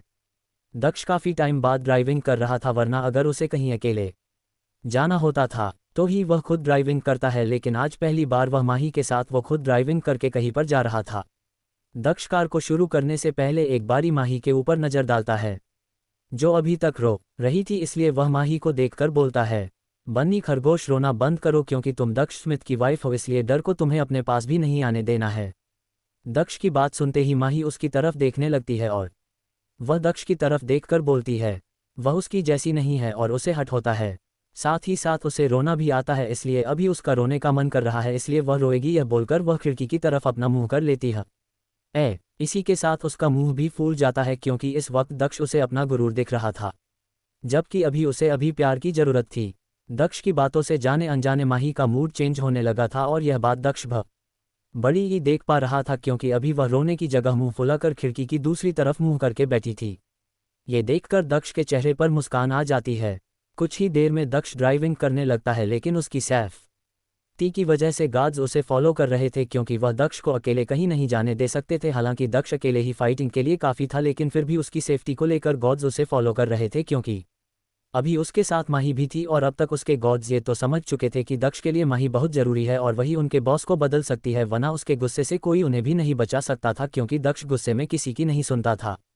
दक्ष जब देखता है कि माही अभी तक मुंह फुलाकर बैठी है, तो वो उसका मूड चेंज करने के लिए बोलता है, वैसे बनी, तुम जानती हो तुम पहली हो जो इस वक्त मेरी मनपसंद जगह पर जा रही हो। जब हाँ, मैं तुम्हें अभी लेकर जा रहा हूँ, वरना आज तक वहाँ मेरे साथ गॉड जरूर जाते हैं, लेकिन कोई भी मेरे साथ उस जगह के अंदर यानी उस घर में नहीं जा सकता है। क्या तुम मेरे साथ वहाँ जाना चाहोगी? अगर तुम्हारा मूड सही नहीं है तो हम फिर कभी चल लेंगे। माही जो अभी मुंह फुलाकर बैठी थी, लेकिन जब वह दक्ष की बात सुनती है तो वह उसकी तरफ देखने लगती है, और माही को खुद को ऐसे देखता पाकर दक्ष माही को देखकर बोलता है, बन्नी खरगोश, बताओ क्या तुम अभी जाना चाहती हो, वरना हम घर की तरफ चलते हैं। माही दक्ष की बात सुनते ही इस बारी बोल पड़ती है कि उसे वहां जाना है। कहीं ना कहीं दक्ष माही के जवाब को पहले से ही जानता था, इसलिए वह कार को चलाते हुए माही की तरफ देखकर बोलता है, तो ठीक है, फिर हम चलते हैं। दक्ष को इस तरह बोलता देखकर माही को अजीब लगता है, क्योंकि दक्ष हमेशा सीरियस रहता था, लेकिन आज माही के साथ जो दक्ष था वो काफ़ी अलग था, और माही ये देखकर सोचती है कि जरूर वह माही का मूड चेंज करने के लिए इस तरह बात कर रहा है। तभी माही की नज़र रोड पर जाती है, क्योंकि अब तक रात हो चुकी थी, इसलिए रोड पर सिर्फ कार की लाइट ही देख रही थी, और वह लोग जिस जगह से जा रहे थे वह जगह काफ़ी सुनसान थी, इसलिए रोड पर उन्हें कोई नहीं दिख रहा था सिवाय उनकी कार के अलावा। ये देखकर माही दक्ष की तरफ देखकर बोलती है, डेविल, हम कहाँ जा रहे हैं, क्योंकि इस रास्ते पर कोई भी आ जा नहीं रहा है। माही का सवाल सुनते ही दक्ष उसकी तरफ देखने लगता है, और वह माही को जवाब देता है कि कहानी में आगे जानने के लिए सुनते रहिए बंदा ये रूथलेस है, सिर्फ और सिर्फ द नॉवल एक्सप्लेनर चैनल पर। Episode 136 wooden house. पदचिह्न। अब आगे 1। अब तक हमने जाना था कि दक्ष में का मूड बदलने के लिए उसे अपनी मनपसंद जगह पर ले जा रहा था, और अब तक रात भी हो चुकी थी, और दक्ष जिस जगह पर जा रहा था वह जगह काफ़ी सुनसान रास्ते से होकर गुजर रही थी। ये देखकर माही दक्ष से पूछ रही थी कि वो कहाँ जा रहे हैं, क्योंकि रास्ते पर कोई भी आ जा नहीं रहा था। दक्ष माही का सवाल सुनकर बोलता है, नी खरगोश, बस पहुंचने ही वाले हैं, इसलिए तुम खुद ही देख लेना। और इस बारी माही दक्ष का जवाब सुनकर कुछ सवाल नहीं करती है। कुछ ही देर बाद दक्ष एक जगह पर कार रोक देता है, और वह कार से बाहर निकलकर दूसरी तरफ माही के पास आकर गेट खोल देता है। दक्ष माही की तरफ अपना हाथ बढ़ाते हुए बोलता है, बन्नी खरगोश, बाहर आओ। ये सुनते ही माही दक्ष का हाथ पकड़ लेती है और कार से बाहर आ जाती है। वह दोनों इस वक्त जंगल वाली जगह पर खड़े थे। तभी दक्ष कार की की से कार को बंद कर देता है, जिसके कारण कार में जल रही लाइट भी बंद हो जाती है और उस जगह पर अंधेरा छा जाता है, जिसके कारण माही की पकड़ दक्ष के हाथ पर मजबूत हो जाती है। ब तक दक्ष देखता है कि माही अंधेरे की वजह से डर रही है, इसलिए वो अपनी पॉकेट से अपना फ़ोन निकालकर टॉर्च जला लेता है और दूसरे हाथ में माही के हाथ को पकड़कर उस जंगल वाले रास्ते की तरफ बढ़ने लगता है, क्योंकि वहां पर कार नहीं जा सकती थी। इसी वजह से वह दोनों पैदल ही जा रहे थे। इस बारी माही कुछ सवाल नहीं करती है, क्योंकि वह जानती थी कि अगर वह कुछ सवाल करेगी तो भी दक्ष उसे कुछ जवाब नहीं देगा और कुछ ही देर में दोनों थोड़ा सा रास्ता कवर कर लेते हैं। तभी माही को अपने पैरों पर रेत महसूस होती है, जिससे यह अंदाजा लगाया जा सकता था कि आसपास कहीं पानी होगा। लेकिन कुछ सेकंड चलने के बाद माही की नज़र एक वुडन वाले उस पर जाती है, जो उसी जगह पर बना हुआ था। वहां घर दूर से ही चमक रहा था और घर की चमक देखकर दक्ष अपने फ़ोन की लाइट को बंद कर देता है, क्योंकि उस घर से काफ़ी ज़्यादा रोशनी आ रही थी, जिससे वहां जंगल में भी चारों तरफ रोशनी फैली हुई थी। उस घर की सिक्योरिटी के लिए वहां कुछ गार्ड्स भी थे, जो दक्ष को देखकर सल्यूट करते हैं और वहां से चले जाते हैं। और अभी उस जगह पर सिर्फ माही और दक्ष रह जाते हैं। हालांकि गार्ड्स ने उस जगह को चारों तरफ से कवर कर रखा था ताकि दक्ष और माही की सेफ्टी में कोई गलती ना हो जाए। माही दक्ष के हाथ को पकड़कर उस घर के अंदर जाने लगती है, जो काफ़ी अच्छा लग रहा था। वह पूरा घर वुडन से बनाया गया था, जो ट्रायंगल शेप में बना हुआ था, और घर के रूफ पर वाइट कलर की टाइल्स लगाई गई थी, जो वुडन की तरह लग रही थी। और साथ ही साथ घर में रोशनी के लिए घर को चारों तरफ से लाइट से सजाया गया था। माही जैसे ही घर के अंदर जाती है तो घर अंदर से भी वुडन का बना था। यहाँ तक उसका सामान भी वुडन का बना हुआ था। टेबल से लेकर सोफ़ा तक वुडन का बना हुआ था, लेकिन वहाँ ज़रूरत का सारा सामान था। और घर में आते ही सामने ओपन किचन था, जो ट्रेडिशनल कल्चर को दिखा रहा था। जाहिर था कि वह घर इंडियन थीम पर बनाया गया था। तभी दक्ष माही को रूम में लेकर आता है, क्योंकि उस पूरे घर में एक ही रूम था। इस रूम में एक बेड रखा हुआ था और उसके ऊपर वाइट कलर की बेडशीट बिछी हुई थी और रेड कलर की ब्लैंकेट रखी हुई थी। साथ ही साथ वाइट कलर की कुशन के बीच में एक रेड कलर का कुशन रखा हुआ था, जो काफ़ी अच्छा लग रहा था, जो घर की थीम से मैच हो रहा था। साथ ही साथ रूम में बेड के साथ वाली वाल पर 3 फ्रेम लगे हुए थे और उसके साइड पर गिटार लगा हुआ था और दूसरी तरफ वुडन का मिरर फ्रेम रखा हुआ था। साथ में एक टेबल के साथ एक स्लैब बनी हुई थी, ताकि वहां पर ज़रूरत का सारा सामान रखा जा सके। और रूम में एक तरफ बालकनी थी। रूम से बालकनी से बाहर भी देखा जा सकता था कि बालकनी के बाहर बैठने की व्यवस्था की गई है और साथ एक पुल भी बना हुआ था। वह जगह काफ़ी अच्छी लग रही थी। माही इस जगह को बहुत बारीकी से चेक कर रही थी। यहाँ तक माही उस जगह को देखने में इतना खो चुकी थी कि उसने अभी तक दक्ष का हाथ पकड़ा हुआ था। तभी दक्ष माही के पीछे जाते हुए उसे हक करते हुए बोलता है, बन्नी खरगोश, तुम्हें ये जगह कैसी लगी? ये सुनते ही माही बोलती है कि यह जगह बहुत सुंदर है, लेकिन हम यहाँ क्यों नहीं रहते हैं? दक्ष माही की बात सुनते ही उसे थोड़ा अलग होते हुए बोलता है, क्योंकि यह जगह जंगल के पास है, इसलिए यहाँ सिक्योरिटी को अच्छे तरीके से मैनेज नहीं किया जा सकता है। और मेरी इस जगह से कुछ यादें जुड़ी हुई है, इसलिए मैं इस जगह पर ज़्यादा वक्त नहीं रह सकता हूँ। ये सुनते ही माही दक्ष को देख कर बोलती है, डेविल, कैसी यादें जुड़ी है? दक्ष इस बारी माही का सवाल सुनते ही बोलता है, बन्नी खरगोश, अब बातें ही करती रहोगी और जाकर फ्रेश हो जाओ, फिर मैं कुछ कुक करता हूँ। तुमने पार्टी में कुछ खाया नहीं होगा। कहीं ना कहीं दक्ष का इस तरह बात पलटने पर माही को एहसास हो जाता है कि दक्ष अभी उसे इस घर से जुड़ी याद को शेयर करने के लिए उसके साथ कंफर्टेबल नहीं है, इसलिए माही उससे कुछ नहीं पूछता है। कहानी में आगे जानने के लिए सुनते रहिए बंदा ये रूथलेस है, सिर्फ और सिर्फ द नॉवल एक्सप्लेनर चैनल पर। एपिसोड 137, दक्ष की फ्लर्टिंग। पदचिह्न। अब आगे 1। अब तक हमने जाना था कि माही और दक्ष दोनों ही वुडन वाले हाउस में थे, जिस घर से दक्ष की कुछ यादें जुड़ी हुई थी। लेकिन माही के पूछने पर दक्ष बात को पलट देता है। इसी बार माही दक्ष से कुछ नहीं पूछती है, क्योंकि अगर दक्ष को बताना होगा तो वो खुद ही माही को बता देगा। तभी माही दक्ष को देखकर बोलती है, लेकिन डेविल, मेरे पास पहनने के लिए कपड़े नहीं है। ये सुनकर दक्ष माही को अलमीरा ओपन करके उसमें से अपनी एक शर्ट निकालकर माही को दे देता है, क्योंकि वहाँ सिर्फ दक्ष आता था, इसलिए वहाँ पर सिर्फ उसी के कपड़े मौजूद थे। माही पहले दक्ष के हाथ में पकड़ी शर्ट को देखती है और फिर वो दक्ष को देखने लगती है। दक्ष कहीं न कहीं माही की दिल की बात समझ जाता है और वह माही का ओ देखकर बोलता है, बन्नी खरगोश, अभी सिर्फ यही कपड़े हैं, इसलिए इसी से काम चला लो। माही के पास अब कोई ऑप्शन नहीं बचता है, इसलिए दक्ष की बात सुनकर वह उससे शर्ट ले लेती है। तभी वह दक्ष को देखकर बोलती है, डेविल, मुझे भूख लगी है, क्या आप मेरे लिए नूडल्स बना सकते हो? मुझे वह खाने हैं। माही की बात सुनते ही दक्ष माही को देखकर बोलता है, बन्नी खरगोश, वह अनहेल्थी होते हैं, इसलिए मैं तुम्हारे लिए सलाद बना देता हूँ। दक्ष की बात सुनते ही माही का मुंह बन जाता है और वह दक्ष को देखकर मुंह बनाते हुए बोलती है, डेविल, मुझे भूख ही नहीं लगी है। और इस बारी वो मन ही बड़बड़ाते हुए बाथरूम की तरफ जाते हुए बोलती है, इससे अच्छा तो मैं पार्टी में ही कुछ खा लेती। माही के रिएक्शन से दक्ष समझ जाता है कि अभी उसकी बन्नी खरगोश सिर्फ नूडल्स ही खाएगी, इसलिए वह किचन में जाकर अपने और माही के लिए नूडल्स के साथ सलाद बनाने लगता है। क्या और कि दक्ष ट्रेन शेफ की तरह काम कर रहा था, इसलिए उसे ज़्यादा वक्त नहीं लगता है। वह 10 मिनट में ही सारा खाना बना लेता है। दक्ष खाना बनाने के बाद वापस रूम में आता है तो उसे अभी भी वॉशरूम से पानी की आवाज़ जा रही थी। इसका मतलब साफ था कि वो अभी भी वॉशरूम में है, इसलिए वह अलमारी से एक टॉवल और एक हाफ कट पैंट निकालकर बालकनी से होकर स्विमिंग पूल के पास जाकर अपनी शर्ट को निकाल लेता है और इसी के साथ वह पेट का वो भी उतार देता है और हाफ कट पैंट पहनकर स्विमिंग पूल में तैरने लगता है।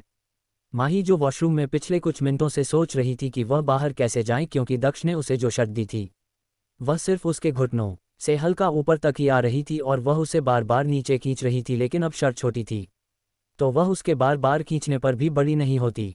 माही कुछ देर वॉशरूम में खड़े रहने के बाद बोलती है, माही बाहर तक हो जाना ही पड़ेगा वरना डेविल आ जाएंगे, और वैसे भी उन्होंने मुझे पहले से ही देख रखा है, इसलिए बाहर चलते हैं। माही इस बार हिम्मत करके बाहर निकल जाती है और वह जैसे ही बाहर जाती है तो उसे बालकनी से पानी की आवाज़ आ रही थी, इसलिए वह अपने कदम बाहर बालकनी की तरफ बढ़ा देती है। माही जैसे ही बाहर बालकनी में पहुंचती है तभी उसे दक्ष पानी में स्विम करता हुआ दिखता है और वह उसे देखने में इतना खो चुकी थी कि वह अपने कपड़ों के बारे में ही भूल चुकी थी और वह कब स्विमिंग पूल के पास जाकर खड़ी हो जाती है उसे खुद ही एहसास नहीं होता है। वहीं दक्ष जो स्विम कर रहा था तभी उसकी नज़र माही पर जाती है जो उसकी शर्ट में छोटे ऊतक सी लग रही थी, लेकिन जब दक्ष देखता है कि उसकी बन्नी खरगोश एक बारी फिर से उसको देख रही है तो उसके चेहरे पर मुस्कान आ जाती और वह स्विम करते हुए माही के पास आ जाता है। उसी के साथ वह पानी की कुछ बूंद माही के ऊपर गिराते हुए बोलते हैं, बन्नी खरगोश, मैं जानता हूं कि मैं हैंडसम हूं, लेकिन तुम अगर ऐसे ही देखती रहोगी तो तुम्हारी नियत पर मुझे शक होने लगेगा। कहीं तुम मेरी इज्जत को तो नहीं लूटना चाहती हो। माही के ऊपर जब पानी गिरता है तो वो होश में आ जाती है, लेकिन वह जब दक्ष की बात सुनती है तो वह लगभग चिल्लाते हुए बोलती है, डेविल, मैं आपकी इज्जत कैसे लूट सकती हूँ। ये सुनते ही दक्ष के चेहरे पर मुस्कान बढ़ जाती है और तब जाकर माही को एहसास होता है कि उसने क्या बोल दिया है, लेकिन तब तक काफ़ी देर हो चुकी थी क्योंकि दक्ष उसे चिढ़ाते हुए बोल रहा था, बन्नी खरगोश, इज्जत कैसे लूटते हैं यह मुझे कैसे पता होगा। मैं तो ठहरा शरीफ इंसान, लेकिन तुम मुझे जैसे देख रही हो तुम्हें ज़्यादा अच्छे से पता होगा। दक्ष की बात सुनते ही माही के चेहरा शर्म के मारे लाल हो जाता है, क्योंकि इज्जत लूटने का मतलब वह बहुत अच्छे से समझ रही थी। माही को ऐसे शर्माते देखकर वह माही के फेस पर पानी गिराते हुए बोलता है, बन्नी खरगोश, क्या तुम इमेजिन भी करने लगी हो। वही माही शौक के मारे दक्ष को देखने लगती है कि उसे क्या हो गया है। पहले तक उसे लगा था कि दक्ष उसका मूड ठीक करने के लिए उससे ऐसी बातें कर रहा है, लेकिन अभी उसके सामने एक अलग ही दक्ष था। हालांकि वह उसके साथ पहले भी फ्लर्टिंग करता था, लेकिन आज तो वह बिल्कुल खुलकर उसके साथ बेशर्मी भरी बातें कर रहा था। कहानी में आगे जानने के लिए सुनते रहिए बंदा ये रूथलेस है, सिर्फ और सिर्फ द नॉवल एक्सप्लेनर चैनल पर। एपिसोड 138 रोमांस पदचिह्न। अब आगे 1। अब तक हमने जाना था कि माही के साथ दक्ष फ्लर्टिंग कर रहा था और वही माही जो अपनी सोच में खोई हुई थी कि कब दक्ष स्विमिंग पूल से बाहर निकलकर माही के पास आने लगता है। इस बात का माही को एहसास नहीं होता है। माही जब होश में आती है और वो दक्ष को अपने पास आता देखकर अपने कदम पीछे लेने लगती है, क्योंकि दक्ष उसे काफ़ी हैंडसम लग रहा था। दक्ष को देखकर आज वह अपना कंट्रोल खो रही थी। इस वक्त दक्ष के सिक्स पैक काफ़ी अच्छे से देख रहे थे और पानी से निकलने के कारण उसके बालों से पानी रिश्क कर उसकी छाती पर कुछ बूंदों के रूप में बह रहा था। ये देखकर माही खुद से ही सोच रही थी कि आज उसे हो क्या गया है, वह क्या नोटिस कर रही है। तभी दक्ष माही के पास आते हुए उसके कमर पर अपने एक हाथ से पकड़कर उसे खुद से सटा लेता है और वह थोड़ा सा अपने बालों को हिलाते हुए बोलता है, जिसके कारण माही के फेस पर कुछ पानी की बूंदें गिर जाती है और माही अपनी आंखें बंद कर लेती है और वह दक्ष की बाजू को पकड़ लेती है और उसमें अपने नाखून चुभाने लगती है। हालांकि दक्ष को इससे कोई फर्क नहीं पड़ रहा था। वह माही को देखकर उसके कानों के पास जाकर बोलता है, बन्नी खरगोश, क्या तुम मेरे साथ स्विम करोगी। दक्ष की बात सुनते ही माही अपनी आंखें खोलकर दक्ष को देखने लगती है, जो उसे इंटेंस भरी नज़रों से देख रहा था। ये देखकर माही उसकी नज़रों के ताप को बर्दाश्त नहीं कर पाती है और वह अपनी नज़रें झुका लेती है और वह दक्ष को देखे बिना बोलती है कि उसे स्विमिंग नहीं आती है और वह अभी शावर लेकर आई है, इसलिए उसे फिर से नहीं नहाना है। माही की बात सुनते ही दक्ष माही को गोद में ब्राइडल स्टाइल में उठा लेता है और वह माही को स्विमिंग पूल के पास ले जाते हुए बोलता है, लेकिन मुझे तो तुम्हारे साथ स्विम करना है, और रही बात अगर तुम्हें स्विमिंग नहीं आती हो तो उसके लिए मैं हूं ना, तुम मुझे पकड़ लेना। ये बोलकर दक्ष माही की तरफ देखकर अपनी आंख मार देता है। वही माही दक्ष की इस हरकत को देखकर अपने गले में रुकी पानी को निकलते हुए मन में बोलती है, आज डेविल को आखिर हो क्या गया है? ये तो कतई बेशर्म वाली बातें कर रहे हैं। माही बचकर रहना होगा वरना कहीं तू बहक न जाए। वहीं दक्ष माही की मन की बात पढ़ लेता है, इसलिए वह माही को स्विमिंग पूल के पास जाकर अच्छे से बिठा देता है और वह खुद स्विमिंग पूल में जाते हुए माही को पानी में उतारते हुए बोलता है, बन्नी खरगोश, अगर तुम बहक जाओगी तो इसमें मेरा ही प्रॉफिट होगा, इसलिए आज खुद को मत रोकना। ये बोलकर वह माही को पानी में उतार देता है। वही माही को जब एहसास होता है कि दक्ष ने उसकी मन की बात सुन ली था, तो वो शर्म से पानी पानी हो जाती है, क्योंकि वो अभी जो सोच रही थी उसे लेकर दक्ष नांजने उसके बारे में क्या सोच रहा होगा, ये सोचना ही उसके लिए काफ़ी मुश्किल हो रहा था कि कहीं दक्ष फिर से माही के मन की बात ना पढ़ ले।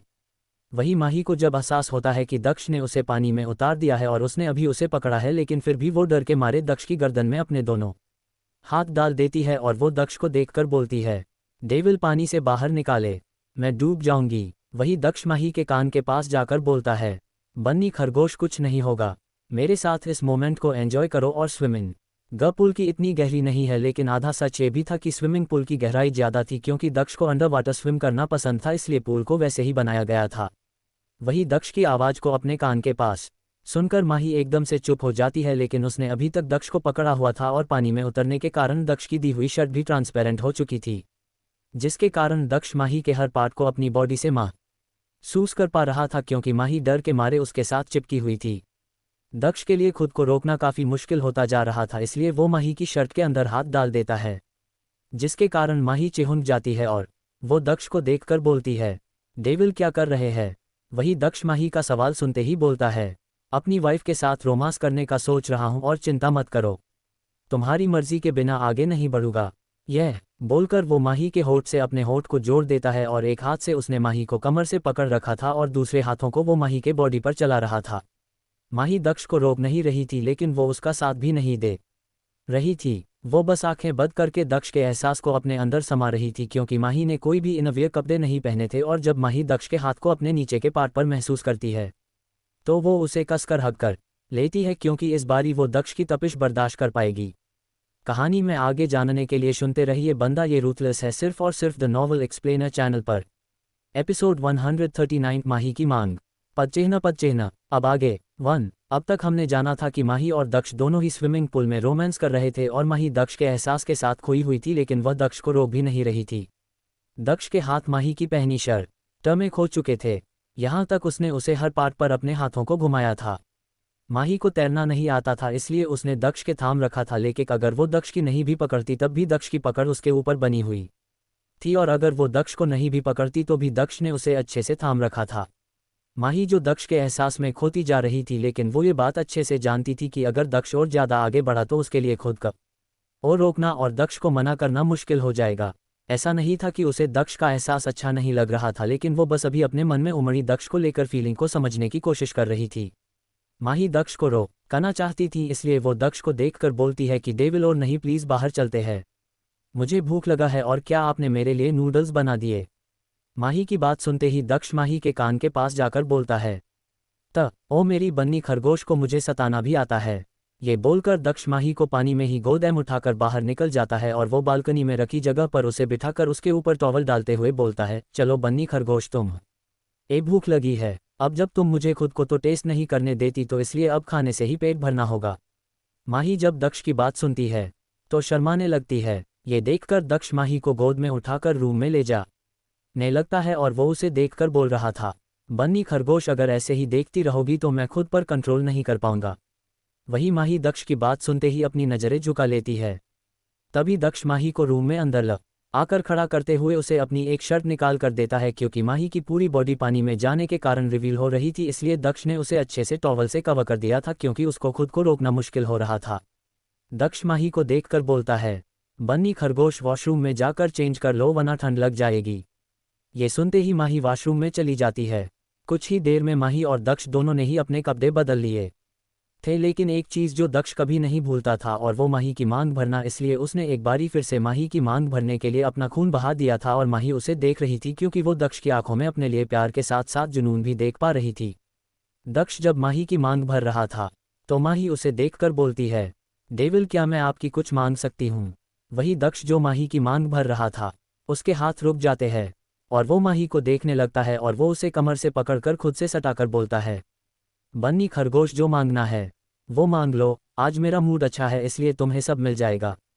ये सुनते ही माही दक्ष को गले लगे हुए उसे देखते हुए बोलती है, तो फिर आप उन लोगों को सजा दे दीजिए जिन्होंने मेरे साथ गंदे तरीके से बात किया और मुझे गलत तरीके से टच करने की कोशिश करी, क्योंकि वो लोग माफ़ी के लायक नहीं है और दादाजी ने मुझे सिखाया है कि गलती करने से बड़ा गलती करने के बाद जो उसे सहते हैं, इसलिए उन्हें सजा दे दीजिए। जिन्होंने गलत सोचने की कोशिश करी।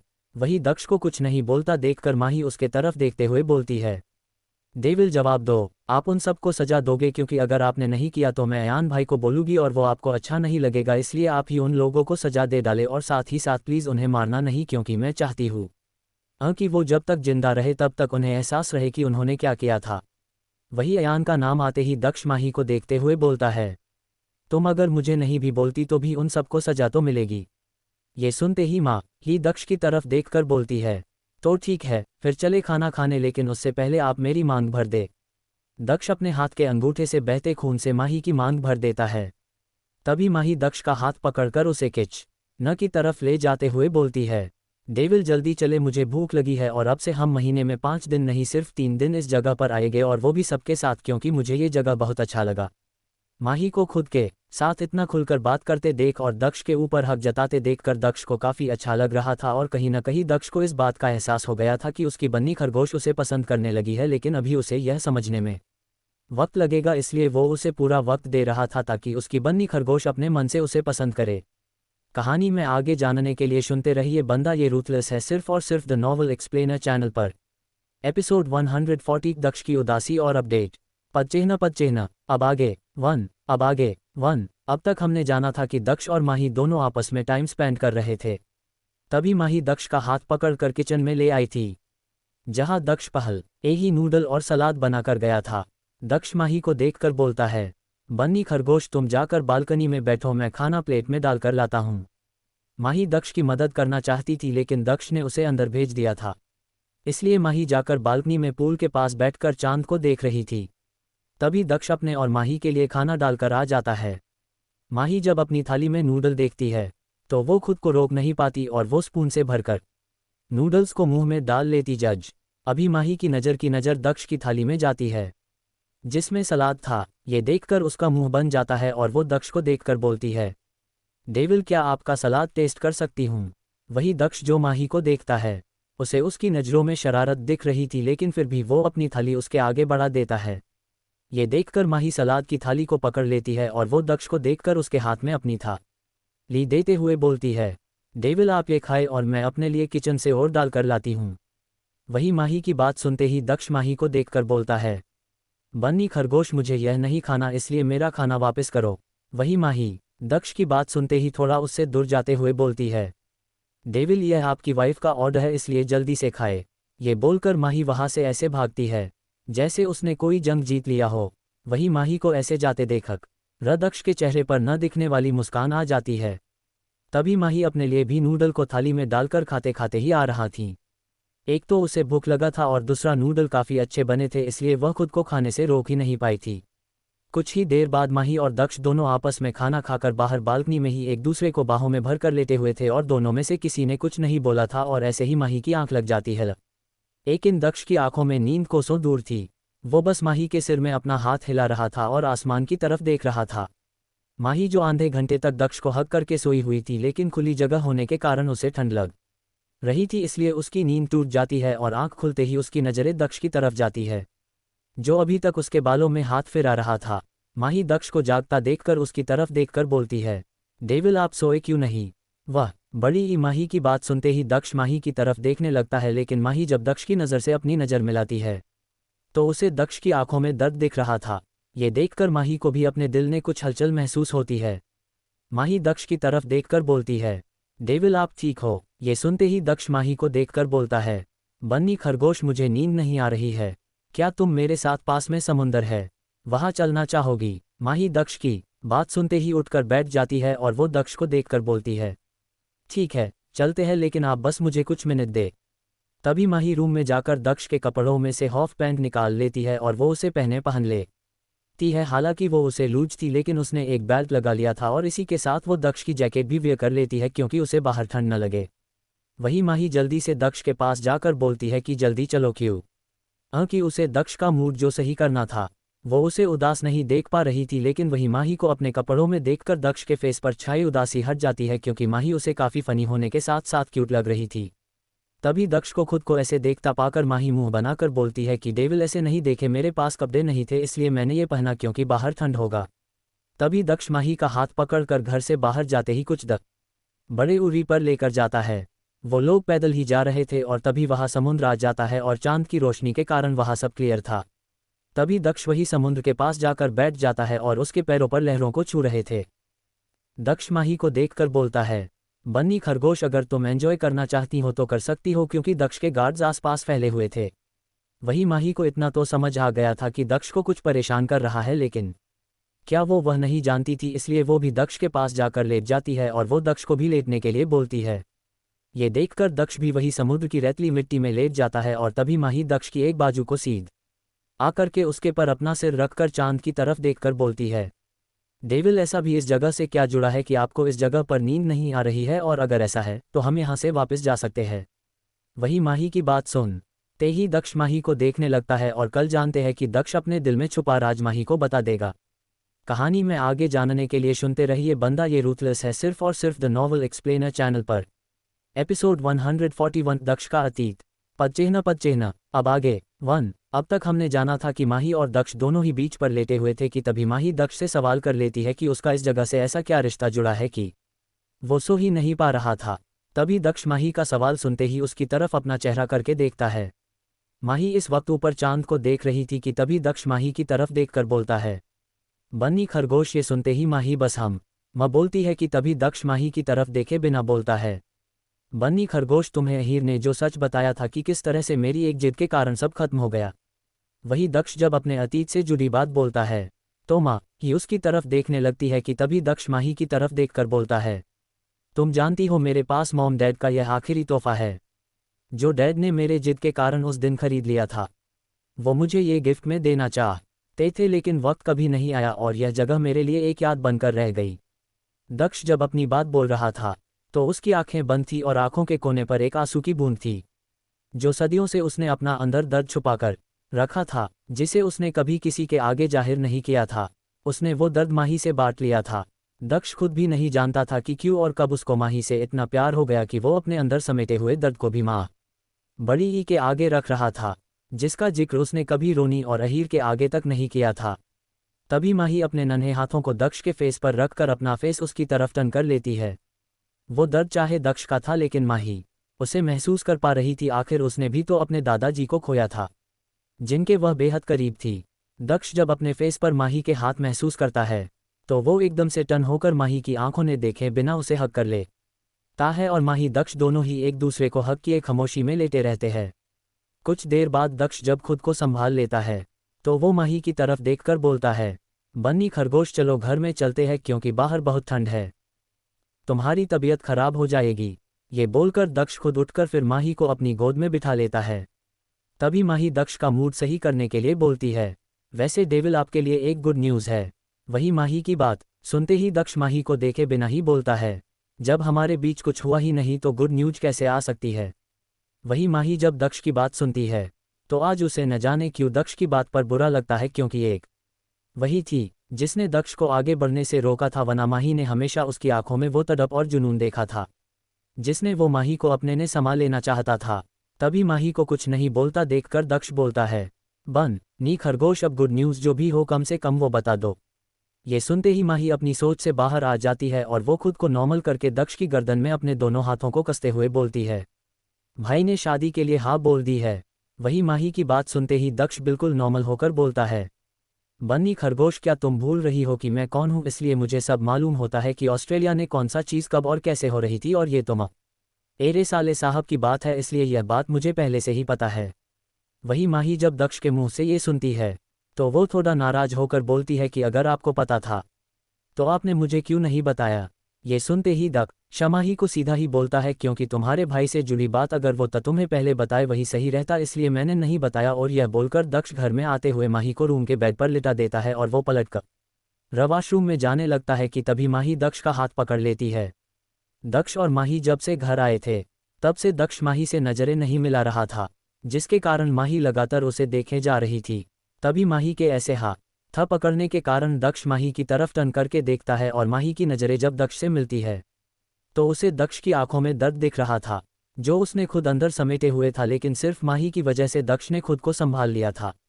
दक्ष माही को देखकर बोलता है, बन्नी खरगोश तुम आराम करो, मैं फ्रेश होकर आता हूं और अगर तुम्हें अपने कपड़े चेंज करने हो तो अलमीरा में से ले लेना। ये बोलकर दक्ष बाथरूम में चला जाता है और वो बाथरूम को लॉक करना भूल गया था, क्योंकि वो जल्द से जल्द खुद के इमोशन शांत करना चाहता था। इसलिए वो शॉवर के नीचे खड़ा हो जाता है और खुद के हाथ को दीवार पर मारने लगता है, क्योंकि उसे खुद से ही शिकायत हो रही थी कि आखिर एकदम से उसे ऐसा भी क्या हो गया कि वो खुद पर काबू नहीं कर पा रहा है और वो कमजोर कैसे पड़ रहा है। दक्ष लगातार दीवार पर मार रहा था, जिसके कारण उसने खुद भी हट कर लिया था। कहानी में आगे जानने के लिए सुनते रहिए बंदा ये रूथलेस है, सिर्फ और सिर्फ द नॉवल एक्सप्लेनर चैनल पर। एपिसोड 142 माही की हाँ पदचिह्न। अब आगे 1। अब तक हमने जाना था कि दक्ष अपनी उदासी दूर करने के लिए वॉशरूम में चला गया था, लेकिन माही ने उसकी उदासी उसके फेस पर देख ली थी। दक्ष काफी देर से पानी के नीचे आंखें बंद करके खड़ा था और कहीं न कहीं वो खुद को संभालने की कोशिश कर रहा था। वही दक्ष को काफी देर से वॉशरूम में देखकर माही वॉशरूम के गेट के पास जाकर नॉक करती है, तो गेट खुल जाता है क्योंकि दक्ष ने डोर लॉक नहीं किया था। और माही जब दक्ष को शॉवर के नीचे आंखें बंद करके खड़ा देखती है तो वो समझ जाती है कि दक्ष खुद को संभालने की कोशिश कर रहा था। माही बाहर खड़े होकर सोच रही थी कि वो अंदर जाए और नहीं, क्योंकि दक्ष काफी देर पानी में खड़ा था, लेकिन तभी माही की नज़र दक्ष के हाथ पर जाती है, जिससे लगातार खून बह रहा था। जाहिर था कि दक्ष ने खुद को सजा दी है। ये देखकर माही अपने कदम दक्ष के पास बढ़ा देती है और वो पानी के नीचे दक्ष के पास खड़े होकर उसके हाथ को पकड़ लेती है और वो शिकायत करते हुए बोलती है, डेविल हर बारी अपने हाथों को क्यों चोट पहुंचा देते हो आप, क्या आपको दर्द नहीं होता। तभी माही की नज़रें दक्ष से मिलती है, जो माही को पास देखकर अपनी आंखें खोल लेता है, जिसमें गुस्सा के साथ साथ दर्द था कि क्यों वो खुद को कंट्रोल नहीं कर पा रहा है, आखिर वो अपने इमोशन को काबू नहीं कर पा रहा है। ऐसा नहीं था कि ये दक्ष के साथ पहली बार ही हो रहा हो, यह उसके साथ पहले भी हुआ था, लेकिन वो माही के साथ उस जगह पर पहली बारी आया था और कहीं न कहीं दक्ष आज तक किसी को इस जगह पर लेकर नहीं आया था, जिसकी वजह उसके इमोशन थे कि वो उसे कंट्रोल नहीं कर पाता था। वही माही जब दक्ष की नज़रों की उदासी को देखकर अपने अंदर जब दर्द महसूस करती है तो वो अपने पैरों को हल्का सा ऊपर करके दक्ष के होठों से अपने होठ जोड़ देती है। ये पहली बारी होगा जब माही ने अपने आप दक्ष की तरफ पहला कदम बढ़ाया था। दक्ष और माही दोनों शॉवर के नीचे भीग चुके थे। वही माही अपनी आंखें बंद करके दक्ष को किस कर रही थी, हालांकि उसे किस करना नहीं आ रहा था, लेकिन दक्ष आज खुद रिस्पॉन्स नहीं दे रहा था। वो बस माही के एहसास में खोया हुआ था और माही को खुद को किस करने दे रहा था। तभी माही दक्ष को किस करने के बाद आंखें खोलकर उससे अलग हो जाती है और उसका हाथ पकड़कर उसे बाहर ले आती है और वो उसे बेड पर बिठाकर खुद उसके पास आते हुए उसके सामने खड़ा होकर एक टॉवल से उसके बाल सुखाने लगती है। छोटे ऊहानी दक्ष के बल सुखाने के बाद टॉवल को साइड पर रखकर फर्स्ट बॉक्स उठा लाती है। तभी माही दक्ष के पास नीचे अपने घुटनों के बल बैठकर दक्ष के हाथ से बहते खून से उसकी फिंगर को पकड़कर अपनी मांग भर देती है और उसके बाद वो उसके हाथ के जख्म पर दवाई लगा देती है। दक्ष माही को कुछ नहीं बोल रहा था, वह बस उसे देखे जा रहा था और कहीं न कहीं माही का आज खुद आगे आकर उनके रिश्ते को अपनाना दक्ष को अच्छा लग रहा था। माही दक्ष के जख्म पर दवाई लगाने के बाद डोर को लॉक कर देती है और उसी के साथ वो रूम की लाइट भी बंद करके वो अपने कदम दक्ष की तरफ बढ़ाने लगती है। माही के मन में क्या चल रहा था ये बात दक्ष नहीं समझ पा रहा था, क्योंकि आज उसके खुद के इमोशन उसके ऊपर भारी पड़ चुके थे। तभी माही दक्ष के पास आकर उसके शर्ट के बटन खोलने लगती है। ये देखकर दक्ष माही का हाथ पकड़कर बोलता है, बन्नी खरगोश मैं ठीक हूँ और तुम जाकर अपने कपड़े बदलो वरना ठंड लग जाएगी। तभी माही दक्ष के कान के पास जाकर बोलती है, डेविल आपकी बन्नी खरगोश को आज नहीं रोको। ये सुनते ही दक्ष माही की तरफ देखकर बोलता है, बन्नी खरगोश ये सच है कि मैं तुम्हें पाना चाहता हूँ, लेकिन सिर्फ तुम्हारी मंजूरी पर, ताकि तुम उस लम्हे को एंजॉय कर पाओ। बन्नी खरगोश मैं मानता हूँ कि मेरे इमोशन मुझ पर भारी हैं, लेकिन माफिया किंग हूँ, खुद को संभाल लूँगा, इसके लिए तुम्हें ये सब करने की बड़े जरूरत नहीं है। तभी माही दक्ष के माथे पर अपने होंठ रखते हुए बोलती है, डेविल सच यह है कि आपको दर्द में देखकर मुझे दर्द होने लगता है। आपको तकलीफ में देखकर मुझे अपने अंदर दर्द महसूस हो रहा है। मुझे नहीं पता कब और कैसे ये होने लगा। जानते हैं, भाई ने बोला कि मैं आपको पसंद करती हूँ, लेकिन मुझे उस वक्त ये झूठ लगा कि मैं कैसे आपको पसंद कर सकती हूँ।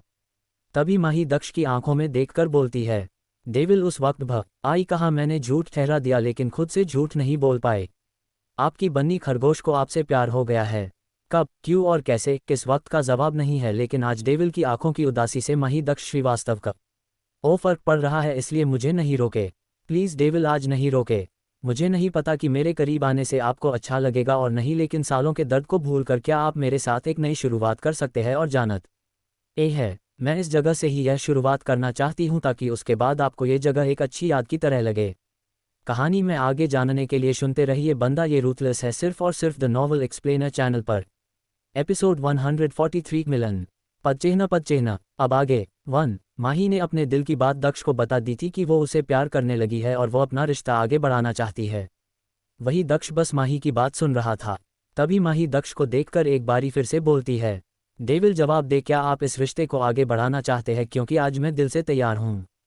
वही दक्ष माही की बात सुनते ही उसके हाथ को पकड़कर अपने गोद में बिठा लेता है। बन्नी खरगोश, एक बारी फिर से सोच लो, क्योंकि अगर मैं आगे बढ़ा तो इस बारी मैं खुद को नहीं रोक पाऊंगा और तुम्हें दर्द होगा, इसलिए अभी वक्त है, इसलिए सोच समझकर फैसला लो। माही जब दक्ष की बात सुनती है, मुझे जितना वक्त लेना था वो मैंने ले लिया है और इस बार मैं खुद आपको नहीं रुकने के लिए नहीं कहने वाली हूँ। ये बोलकर माही दक्ष के होठ से अपने होठ जोड़ देती है।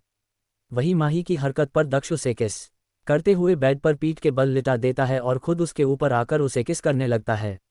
दक्ष माही को किस करते हुए अपनी जीभ को भी उसके मुंह में मूव कर रहा था और वो माही को तब तक किस करता रहता है जब तक माही को सांस लेने में दिक्कत नहीं होती। तभी दक्ष माही के ऊपर से हटकर माही की पहनी शर्ट के एक एक करके बटन खोलते हुए बोलता है, बन्नी खरगोश, इस रात के बाद तुम खुद भी अगर मुझसे दूर जाने की कोशिश करोगी तो मैं उसकी भी इजाज़त नहीं दूंगा। और यह बोलकर वो माही के ऊपर से अपनी शर्ट को हटाकर अपने सामने बेपर्दा कर देता है और इस वक्त माही के शरीर पर एक भी कपड़ा नहीं था, इसलिए वह शर्म के मारे अपनी आंखें बंद करके दक्ष को गले लगा लेती है। तभी दक्ष माही को खुद से अलग करते हुए उसके कान पर बाइट करते हुए बोलता है, बन्नी खरगोश, अपनी आंखें खोलकर इस लम्हे को एंजॉय करो, क्योंकि मुझे तुम्हें सिर्फ शरीर से नहीं बल्कि दिल से भी पाना है और तुम्हारी आंखों में मौजूद प्यार को भी देखना है। ये बोलकर दक्ष माही की आंखें खुलने का इंतजार करने लगता है। दक्ष की बात सुनते ही माही ने चाहे आंखें खोल ली थी, लेकिन शर्म के मारे उसके गाल लाल पड़ चुके थे, जिसके कारण दक्ष को माही काफ़ी प्यारी लग रही थी। और वही इसी कारण दक्ष के चेहरे पर भी एक मुस्कान तैर जाती है, क्योंकि आज उसकी बन्नी खरगोश उसे प्यार जो कर रही थी। तभी दक्ष माही को उसके हर बॉडी पर किस करके अपने होने का एहसास दिल रहा था और वही दक्ष के होठ के स्पर्श से माही की दिल धड़कन तक बढ़ चुकी थी, लेकिन वो भी दक्ष के साथ उसे लम्हे को एंजॉय कर रही थी।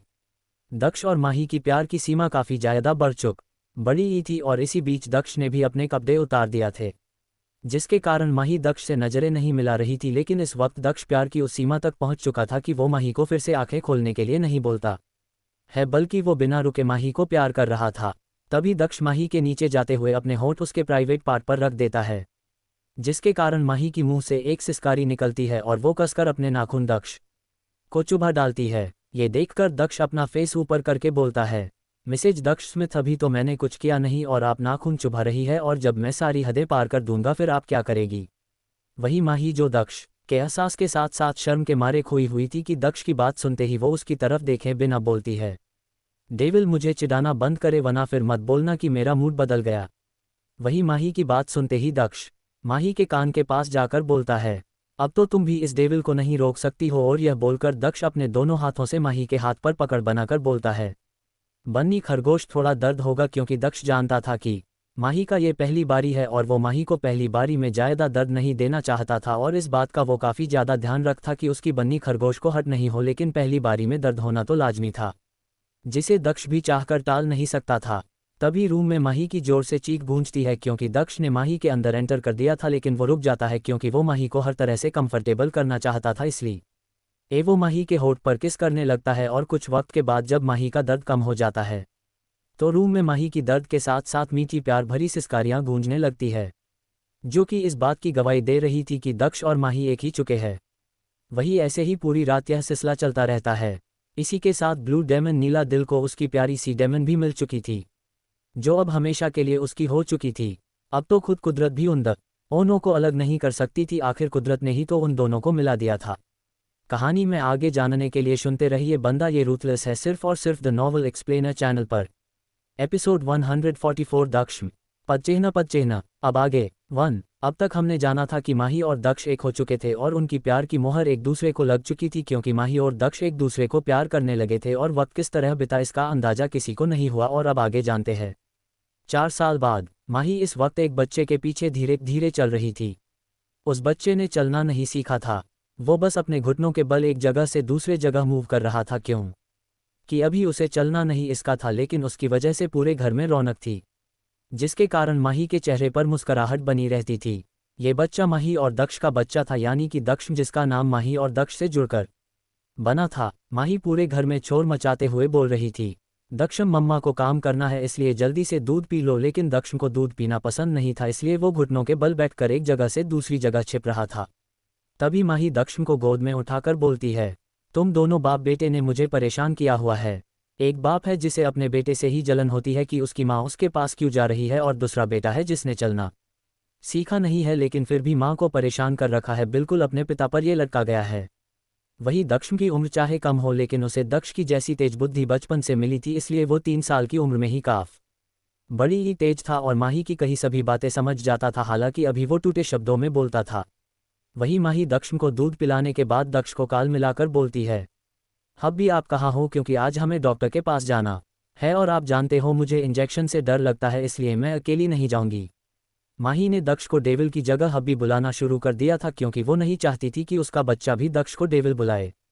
तब बड़ी ही दक्ष माही की बात सुनकर बस इतना बोलकर फ़ोन रख देता है कि वो टाइम पर आ जाएगा, क्योंकि वो अभी एक मीटिंग में बैठा था। लेकिन माही के कॉल करने पर उसने मीटिंग को बीच में रोककर कॉल उठाया था। आखिर वो उसकी बन्नी खरगोश का फ़ोन था, वो उसे इग्नोर कैसे कर सकती थी।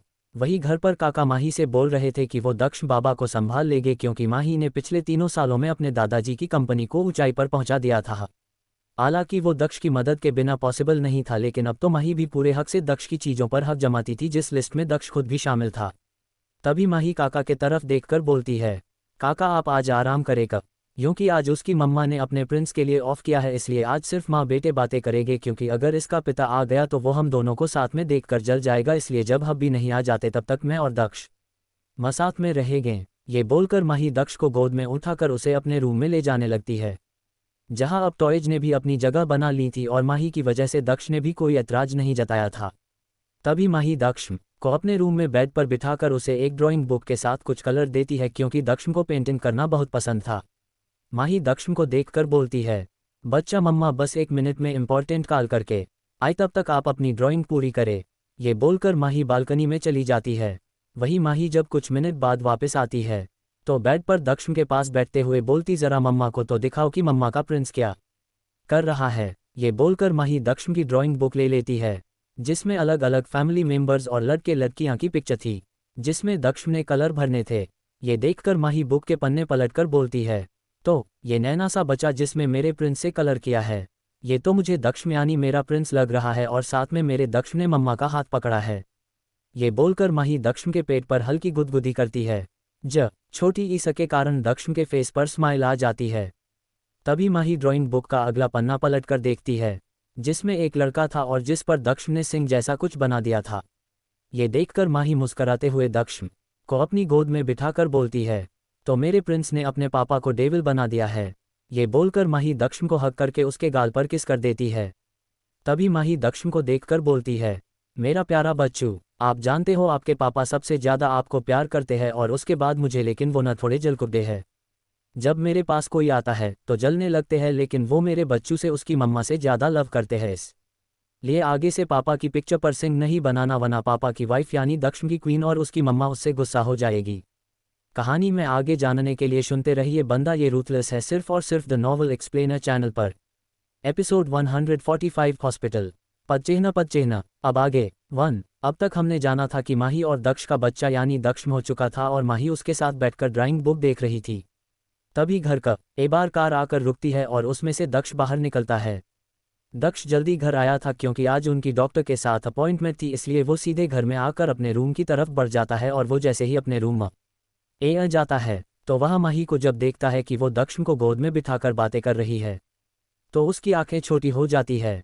दक्ष अपने कदम बेड की तरफ बढ़ाकर दक्ष को माही की गोद से लेते हुए बोलता है, ओटे उस्ताद, आपकी माँ तो मेरी बात नहीं सुनती, लेकिन मैंने आपको कितनी बारी बोला है कि वो मेरी पत्नी है, इसलिए मुझे नहीं पसंद कि आप बार बार उनकी गोद में जाकर बैठ जाते हो। वही माही जब ये सुनती है तो वो अश्म को दक्ष से लेते हुए बोलती है, और मैंने भी आपको कितनी बारी बोला है कि वो मेरा बच्चा है, इसलिए आप मुझे उससे दूर नहीं कर सकते हो। ये सुनते ही दक्ष माही की तरफ देखकर बोलता है, तो बन्नी खरगोश, हम एक बच्चा और कर लेते हैं, लेकिन इस बारी लड़की और तुम उसके साथ जितनी देर रहना चाहो तो रह लेना, मुझे कोई दिक्कत नहीं होगी। वही माही जब ये सुनती है तो वो गुस्से में दक्ष की तरफ देखकर बोलती है, अब भी हमारा बेबी यही है, और मैंने आपको कितनी बारी बोला है कि जलना बंद करे, आखिर आप अपने बच्चे से कैसे जल सकते हैं। ये सुनते ही दक्ष सीधा बोलता है, क्योंकि वो लड़का है और तुम्हारे करीब कोई लड़का जाए, यह मुझे पसंद नहीं है। वह ही दक्ष की बात सुनकर माही सोचती है कि वह कहीं अपना सिर फोड़ ले, क्योंकि जब से दक्ष हुआ है वह तब से दक्ष को समझाने में लगी है, लेकिन दक्ष वो कहा माही से जुड़ी किसी बात को आसानी से समझ सकता था। क्योंकि दक्ष को आज तक अयान ने दिक्कत है, तो फिर वह अपने बेटे को कैसे छोड़ देता। तभी माही दक्ष से और बहस नहीं करते हुए बोलती है, अब फ्रेश हो जाए, फिर उसके बाद हमें हॉस्पिटल भी जाना है, और दी भी अपना रूटीन चेकअप करवाने के लिए आने वाली है, इसलिए आप अहीर भाई को बोल दे कि वो रात में फ्री हो जाएंगे, क्योंकि फिर हम साथ में खाना खाने के लिए जाएंगे। दक्ष अपने नेचर के चलते माही को कुछ जवाब नहीं देता है, और छोटे ऊंचा ही देर बाद वो लोग हॉस्पिटल में पहुंच जाते हैं। इसी बीच हॉस्पिटल में आते वक्त दक्ष कार में माही और दक्ष के बीच में बैठना चाहता था, लेकिन दक्ष को यह मंजूर नहीं था, लेकिन अंत में दक्ष की ही जीत होती है, क्योंकि आखिर वो दक्ष की औलाद जो थी, इसलिए वो भी उसे आंखों में पूरी टक्कर देता था, क्योंकि दक्ष की तरह उस बच्चे को भी अपनी मम्मी को दक्ष के साथ शेयर करना पसंद नहीं था, जिसके बीच में माही फंस जाती थी। तभी कार हॉस्पिटल के बाहर आकर रुकती है, और दक्ष ने माही के कार के उतरने से पहले ही दूसरी तरफ से उतरकर दक्ष को अपनी गोद में उठा लिया। ये देखकर माही और दक्ष दोनों ही उसे घूरने लगते हैं, लेकिन दक्ष ने दोनों की इग्नोर मारकर एरोगेंट आवाज में बोलता है, अगर दोनों का घूरना हो गया तो अंदर चले, मुझे वक्त बर्बाद करना पसंद नहीं है। ये सुनते ही माही मुंह बनाकर बोलती है, जलकुप दे। तभी माही और दक्ष दोनों बड़ी ही डॉक्टर के रूम में चले जाते हैं, और डॉक्टर जब माही को चेक करने लगता है तो वो अपने ऊपर दक्ष की नज़रें देखकर एक सांस लेकर लेडी डॉक्टर को देखकर बोलता है, आप इन्हें चेक करें, तब तक मैं दक्ष को देख लेता हूँ। वही दक्ष जो दक्ष की गोद में बैठा था, और उसकी गोद में से उतरने का कोई इरादा नहीं था, और दोनों बाप बेटे की नज़रें देखकर माही को ही बोलना पड़ता है, क्या आप दोनों डॉक्टर को डराना बंद करेंगे? उन्होंने मुझे टच तक नहीं किया है, और दक्ष में आप मम्मा के प्रिंस हो, इसलिए जल्दी से अच्छे बच्चे बनकर इलाज करवाओ। वही माही की बात सुनते ही दक्ष में एकदम से शांत हो जाता है, और वो शांति से अपना चेकअप करवाने लगता है। तभी डॉक्टर दक्ष को देखकर बोलता है, दक्ष आप बहुत स्ट्रॉन्ग, इसलिए आज बस एक आखिरी इंजेक्शन लगेगा। ये इंजेक्शन दक्ष को हर साल लगे थे, क्योंकि जब वो पैदा हुआ था तब वो थोड़ा वीक था, इसलिए उसे ये ताकत के इंजेक्शन लगाया जा रहा था। वही जब इंजेक्शन की बात आती है तो माही के चेहरे पर शिकन आ जाती है, क्योंकि उसे इंजेक्शन से डर लगता था, लेकिन वो दक्ष को अकेला छोड़कर भी नहीं जाना चाहती थी। तभी डॉक्टर दक्ष को इंजेक्शन लगाने लगते हैं, लेकिन माही डर के मारे दक्ष की बाजू पकड़ लेती है, लेकिन दक्ष को जब इंजेक्शन लगता है तो वो तो कुछ उफ नहीं करता, पर माही की आंखों में आंसू जरूर आ गए थे, जिसकी वजह से डॉक्टर को दक्ष और दक्षम घूरने लगते हैं, क्योंकि इंजेक्शन उसने लगाया था।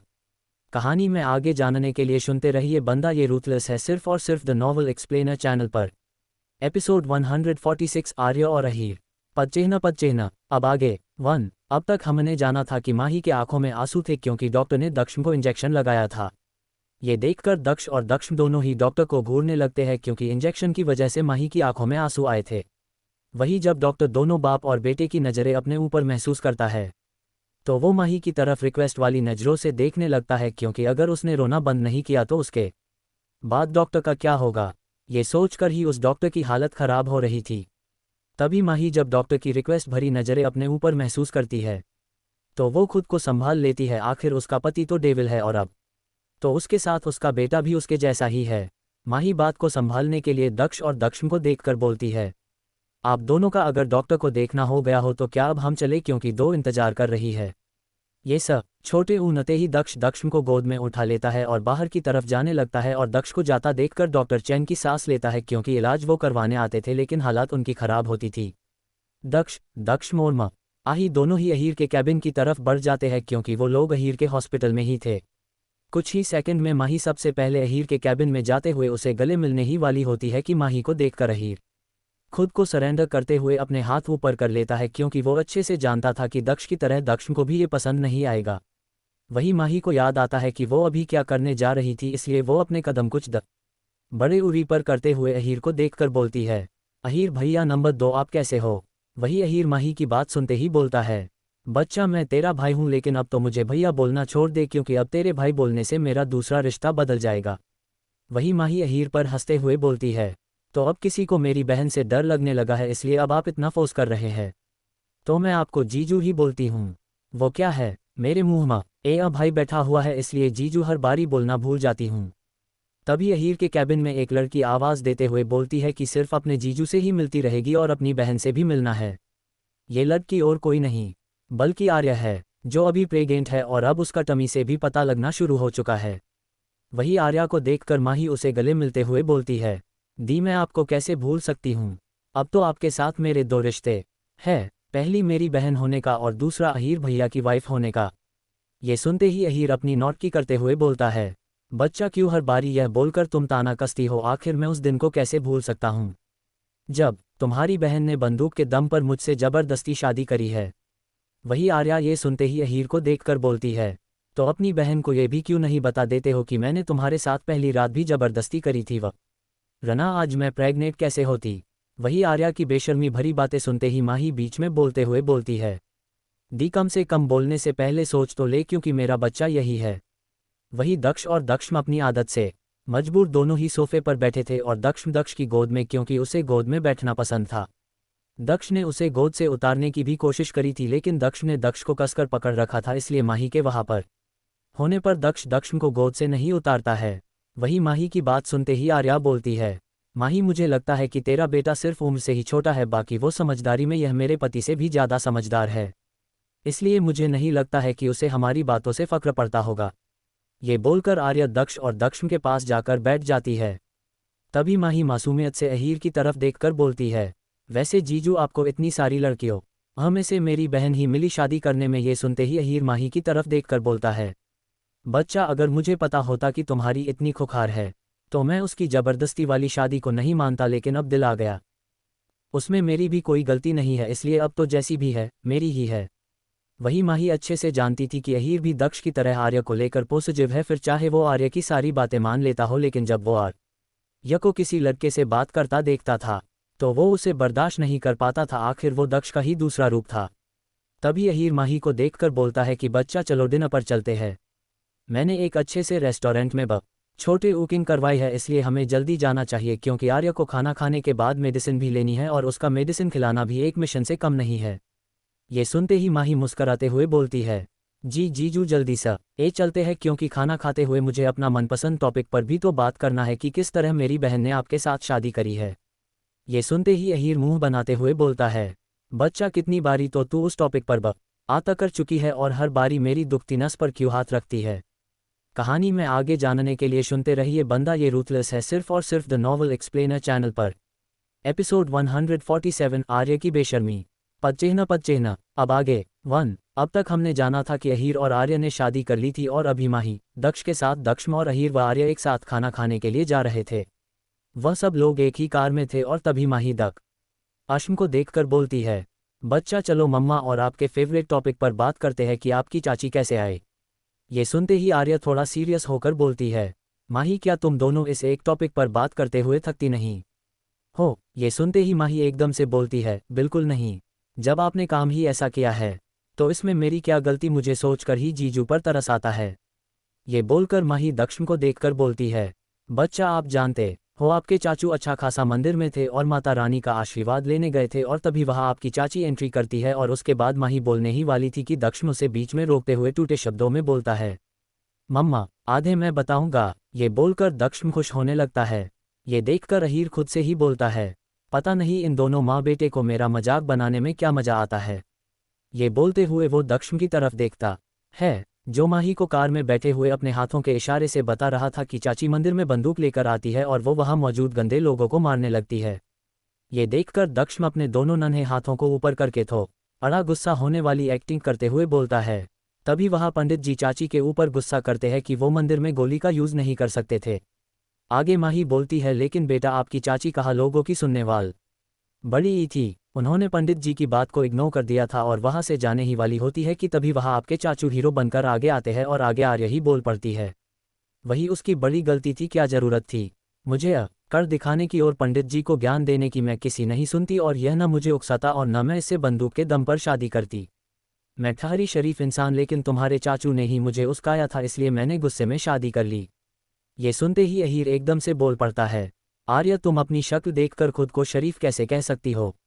जो लड़की अपनी पहली रात और वो भी जबरदस्ती वाली शादी में अपने पति की रात में इज्जत लूट ले, वो लड़की शरीफ कैसे हो सकती है? ये सुनते ही माही एकदम से दक्ष के कानों के ऊपर अपने हाथ रख देती है और वही आर्या भी अपने स्वैग में बोलती है, लेकिन उसमें भी मेरी क्या गलती थी? एक तो मैं प्यार से तुम हे समझाने आई थी कि मंदिर में जो हुआ उसमें मेरी गलती नहीं, वो तुम ही थे जो अकड़ दिखा रहे, इसलिए गुस्से में अपने एक कदम आगे बढ़ाया, लेकिन उसके बाद तुमने भी तो मेरा साथ दिया था और आज उसकी निशानी मेरे पेट में पल रही है। वही माही जोर से बोलते हुए बोलती है, दी बस भी करे, मैंने आपको कितनी बारी बोला है कि दक्ष के आगे ये बेशर्मों की तरह मत बोलो करो। वही तभी कार एक रेस्टोरेंट के बाहर रुक जाती है और दक्ष माही की गोद से दक्ष को उठाकर बाहर निकल जाता है, क्योंकि उसे अहीर के साथ साथ माही और आर्य की बातों में कोई इंटरेस्ट नहीं था। दक्ष के जाते ही अहीर भी उसके पीछे उतर जाता है, क्योंकि वो सच में अगर दो नौ बहनों के पास रहा तो वो उसे सच में पागल कर देती, इसलिए वो दक्ष के पीछे जाने लगता है। ये देखकर माही भी उसके पीछे जाने कार से उतर जाती है और वो आर्या की कार से उतरने में मदद करने के लिए हाथ देती है, क्योंकि वो प्रेग्नेंट थी। तभी आर्या कार से उतरकर माही के कंधे पर अपनी बाजू रखते हुए बोलती है, वैसे माही तू तो हम सबसे आगे थे, फिर चाहे शादी करना और पहली रात बिताने से लेकर बच्चा करने तक की बात कर ओ लेकर। वैसे तूने बताया नहीं कि तेरी पहली रात के बाद तूने जीजू को कैसे फेस किया, क्योंकि मेरे केस में तो मुझे ही अहीर को मनाना पड़ा था और वो लड़कियों की तरह शर्मा रहा था। वही माही आर्य की बात सुनकर शर्मन लगती है, आखिर वो अपनी पहली रात के लम्हों को कैसे भूल सकती है, और यह सोचते हुए उस दिन की याद में खो जाती है जब माही और दक्ष का मिलन हुआ था। तो अगली सुबह दक्ष की आंख पहले खुलती है, जिसके ऊपर माही थक हार कर लेती हुई थी, क्योंकि दक्ष ने उसे पूरी रात नहीं सोने दिया था। दक्ष माही को बालों में अपने हाथ फिराने लगता है, जिसके कारण माही की नींद टूट जाती है और शर्म के मारे वो दक्ष से नजरें नहीं मिला रही थी। लेकिन अगले पल ही दक्ष माही को बेड पर लिटाकर खुद उसके ऊपर आते हुए माही की नजरों में देखकर बोलता है, बन्नी खरगोश, अब तो तुम हमेशा के लिए मेरी हो चुकी हो, इसलिए शर्माना छोड़ दो, क्योंकि कल तुमने सब कुछ तो देख लिया, इसलिए अब हम दोनों में छुपाने लायक कुछ नहीं बचा है। ये बोलकर दक्ष मुस्कुराने लगता है। तभी आर्या माही को हल्का सा पिच करते हुए चिढ़ाते हुए बोलती है, तो कोई पुरानी यादों में खो गया था? तभी तो देखो गाल कैसे शर्म के मारे लाल हो चुके हैं। वही यह सुनते ही माही आर्य से दूर होते हुए बोलती है, दी आप सच में कितने बेशर्म हो, पता नहीं जीजू आपके साथ कैसे रहते होगे। ये बोलकर माही आर्य से दूरी बनाकर चलने लगती है। कहानी में आगे जानने के लिए सुनते रहिए बंदा ये रूथलेस है, सिर्फ और सिर्फ द नॉवल एक्सप्लेनर चैनल पर। एपिसोड 148 रोनी की पसंद पद चिन्ह। अब आगे 1। अब तक हमने जाना था कि दक्ष और माँ ही के साथ बाकी सब भी रेस्टोरेंट वाली जगह पर पहुंच चुके थे। दक्ष को अपनी गोद में बिठाकर बैठा था। तभी अहीर भी दक्ष के पास आकर बैठ जाता है और वो दक्ष को देखकर बोलता है, वैसे रोनी किधर है? क्यों कि जब उसे अपनी असलियत पता चली है तब से तो वो दिखना ही बंद हो चुका है। तभी दक्ष अहीर की बात सुनकर उसे घूरता है। ये देखकर अहीर हंसते हुए बोलता है, अब ऐसे क्यों घूर रहा है? अब ये तो सच ही है कि जब से रोनी को प्यार हुआ है तब से वो उसी के साथ खोया रहता है, लेकिन मुझे आज तक ये बात समझ नहीं आई कि रोनी बॉयफ्रेंड का रोल कर रहा है और यहाँ फिर गर्लफ्रेंड है। तभी वहाँ माही और आर्या आकर भी उसे ज्वाइन कर लेती है और माही अहीर की तरफ देखकर बोलती है, वैसे जीजू कम से कम बोलने से पहले आगे पीछे मुड़कर तो देख लिया करे, क्योंकि अभी वहाँ रोनी भी खड़ा था जो दक्ष को इम्पोर्टेंट डॉक्यूमेंट देने आया था, लेकिन उसने अहीर की बात सुन ली थी। ये देखकर अहीर दक्ष को बोलता है, आखिर तू मेरा दोस्त है और दुश्मन, क्या तू मुझे बता नहीं सकता था कि यहाँ रोनी भी आने वाला है? ये सुनते ही दक्ष अहीर को देखकर बोलता है कि तो क्या अब मैं तुझे अपने काम की पल पल की खबर देता रहूं कि कौन कौन आ रहा है? वही दक्ष की बात सुनते ही अहीर का मुंह बन जाता है और बाकी सबके चेहरे पर मुस्कान आ जाती है। तभी रोनी अहीर के पास बैठते हुए बोलता है कि तब छोटे ऊझे तो मैं बाद में देखता हूँ। ये सुनते ही अहीर बोल पड़ता है कि मुझे देखने से अच्छा अपने बच्चे जैसे बॉयफ्रेंड को देख, वरना अगर उसने तुझे मेरे साथ देख लिया तो वो जल जाएगा। ये सुनते ही रोनी अहीर को घूरते हुए बोलता है कि अहीर उसका नाम है, इसलिए उसे अपने नाम से बुला। तभी अहीर बोल पड़ता है कि मैं उसका नाम याद रख कर क्या करूँगा?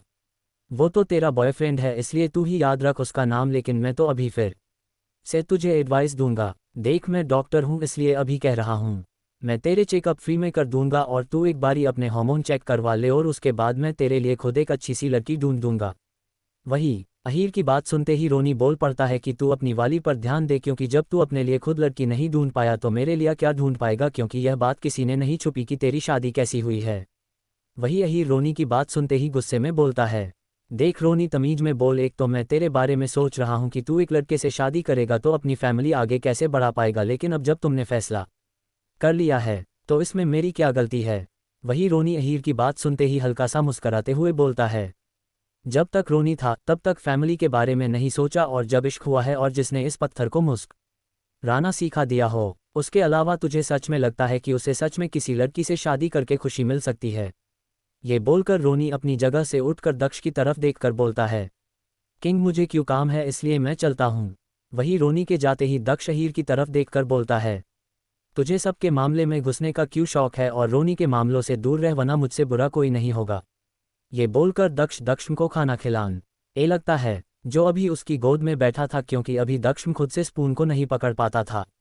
वही माही जो रोनी की जाता देखकर उसके पीछे जाते हुए बोलती है, रोनी भैया रुके, और माही की आवाज़ सुनकर रोनी छोटे ऊकाकर उसकी तरफ देखकर बोलता है, क्वीन आपको कुछ काम था तो मुझे अंदर ही बता देते। खैर अभी बताए क्या दक्ष के लिए कुछ लाना है, अब बस ऑर्डर करे, वो चीज़ हाजिर हो जाएगी।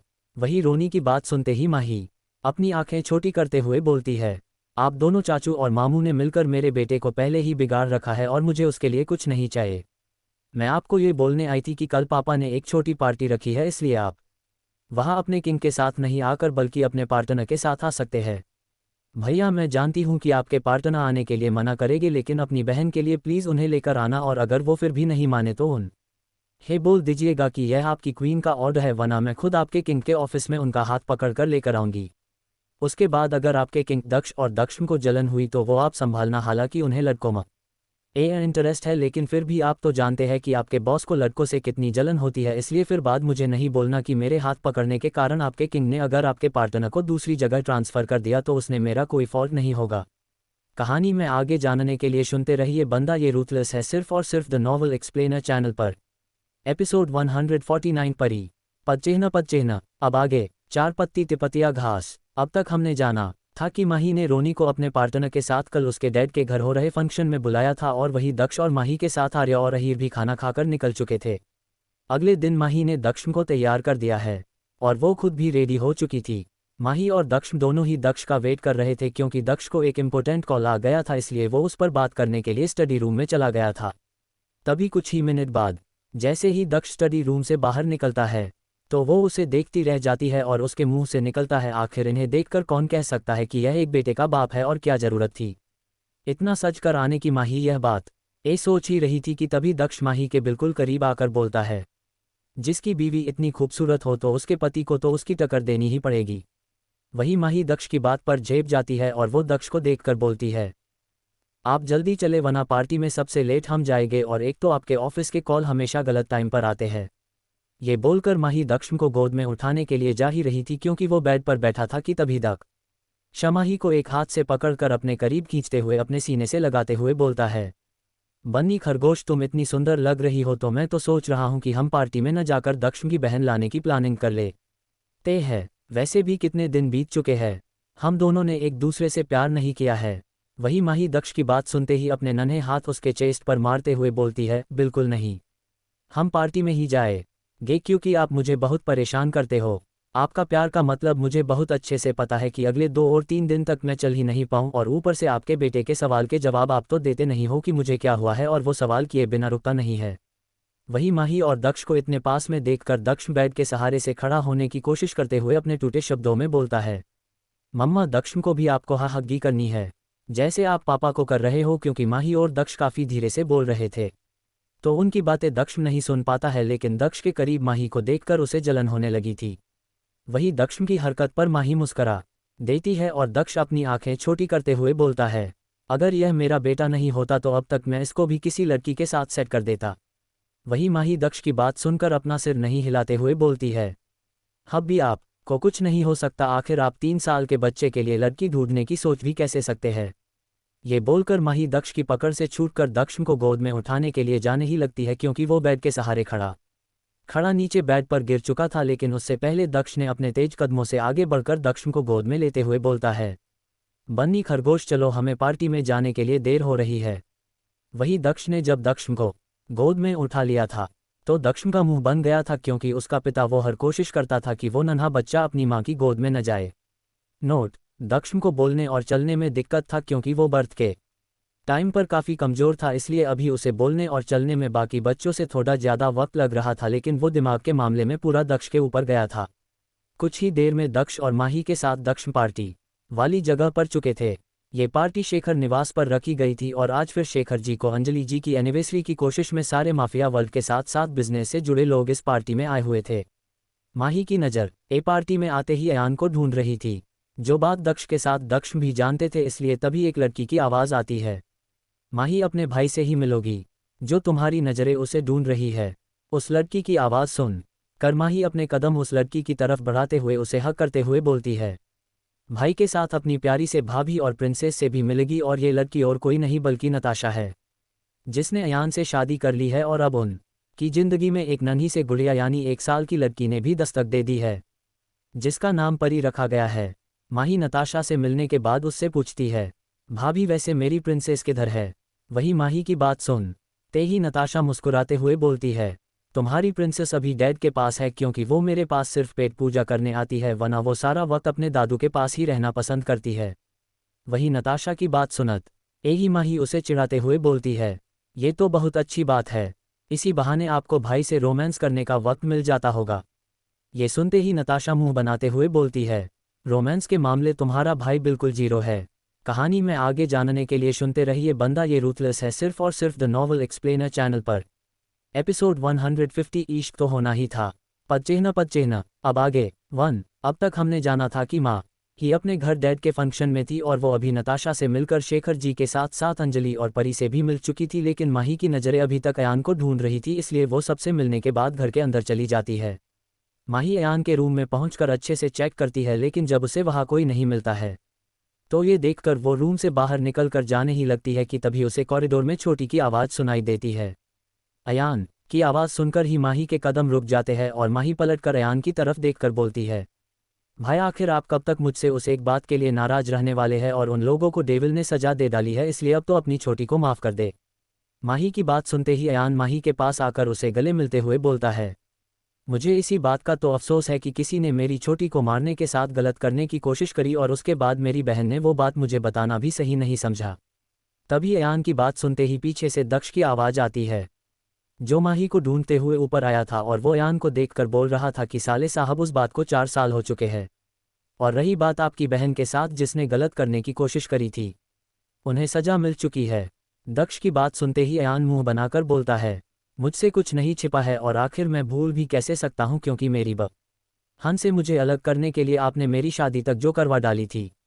अयान ऐसा इसलिए बोल रहा था क्योंकि दक्ष ने नताशा से शादी के लिए अयान की हाँ करवाने के लिए नताशा के डैड के साथ मिलकर नकली हमला करवाया था। हाल कि उसने इस बात का ध्यान रखा था कि इससे उन्हें कोई चोट न पहुंचे, लेकिन जब ये बात नताशा तक पहुंची तो वो अपने डैड की मदद करने के लिए अकेली ही जाने लगती है, और नताशा के डैड की सारी सिक्योरिटी आर्या के पास था।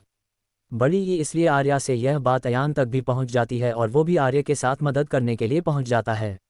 नताशा अपने डैड तक अकेले ही पहुंच चुकी थी, लेकिन इससे पहले वो दक्ष के गार्ड से लेने के लिए आगे बढ़ती वहाँ अयान आ जाता है और वो उसे रोक लेता है।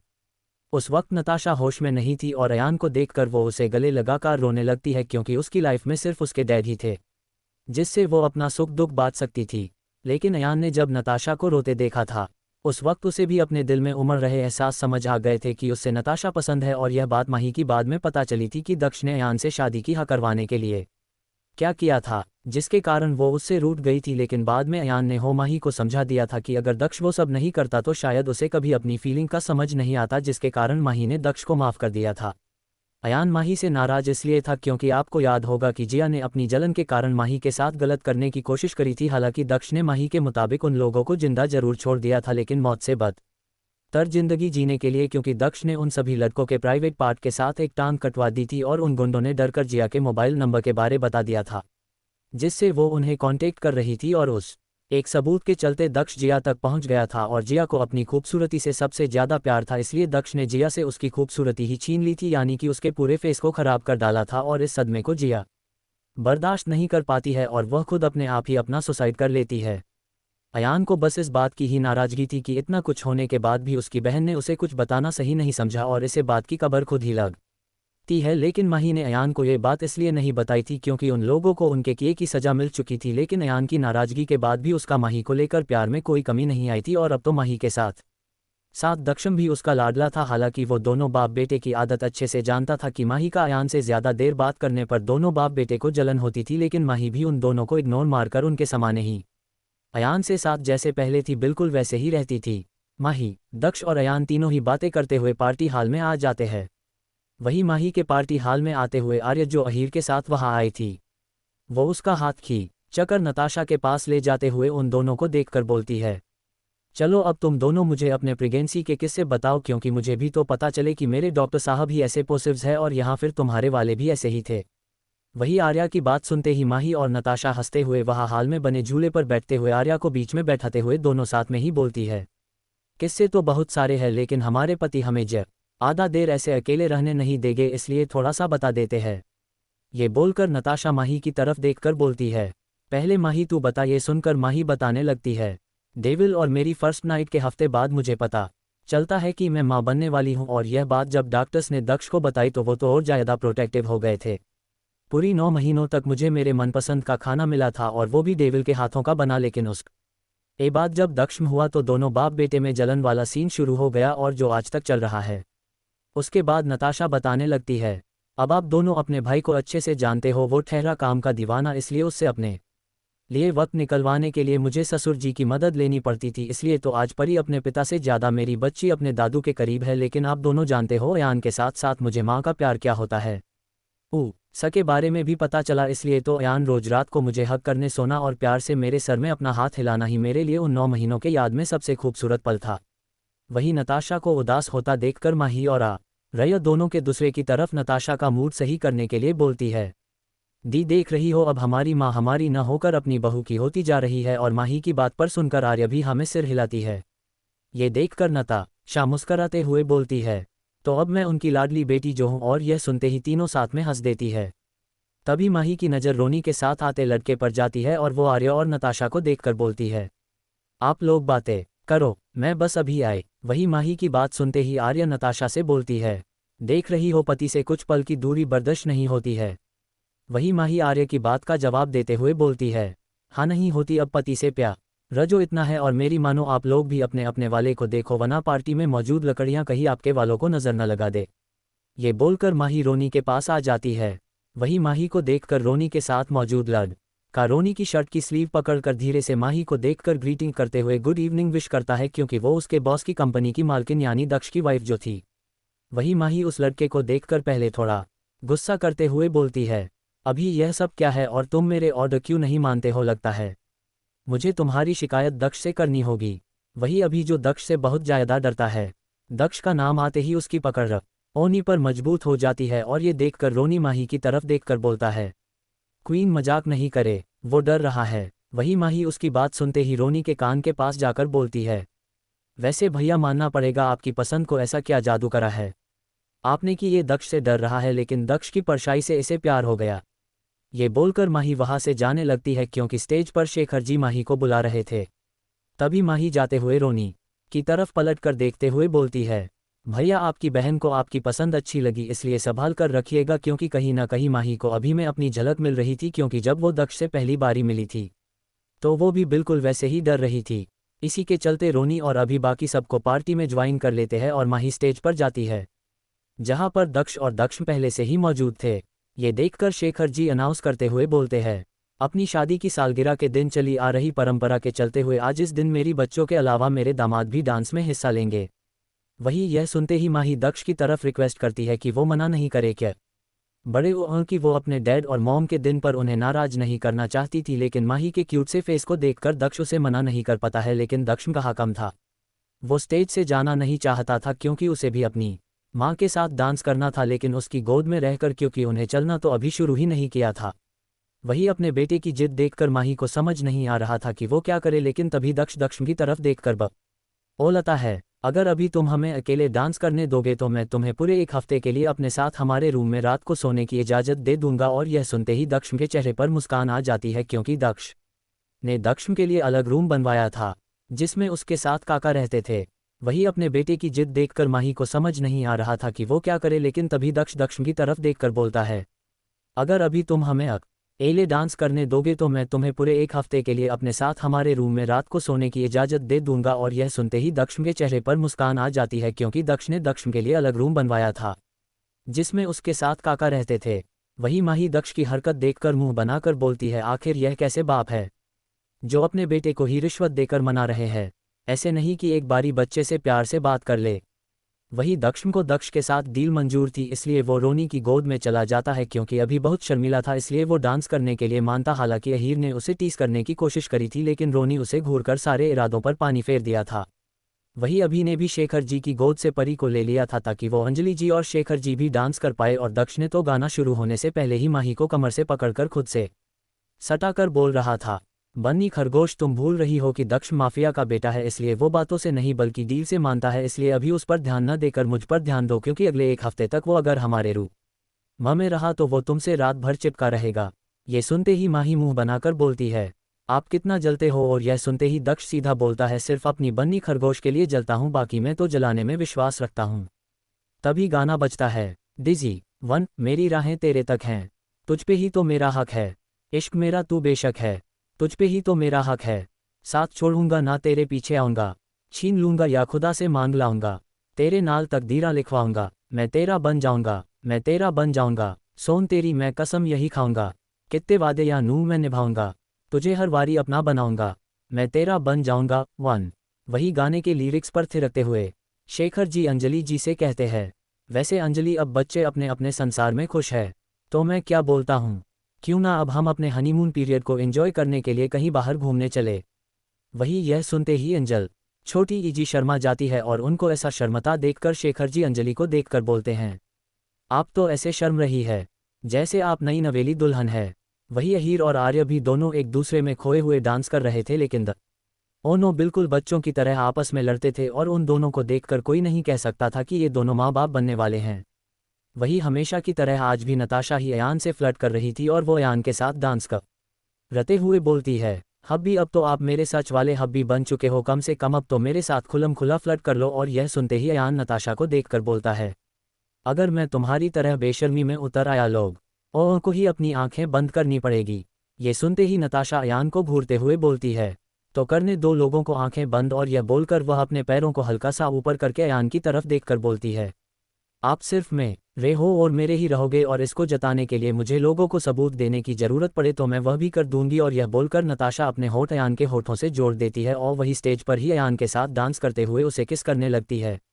वही अभी रोनी को देखकर बोलता है, रोनी क्या हम दोनों भी शादी के बाद क्या बच्चा गोद ले सकते हैं, क्योंकि मुझे बच्चे बहुत पसंद है। क्योंकि अभी उसकी गोद में परी थी, इसलिए उसे अपने और रोनी के लिए ऐसा ही एक नन्हा मुन्ना बच्चा चाहिए था। और यह सुनकर रोनी अभी को प्यार से देखते हुए बोलता है, तुम्हें जितने बच्चे गोद लेने हैं वो ले लो, क्योंकि मुझे तो सिर्फ एक ही बच्चे से प्यार है और वो तक छोटे उमा हो। ये सुनते ही अभी शर्मने लगता है।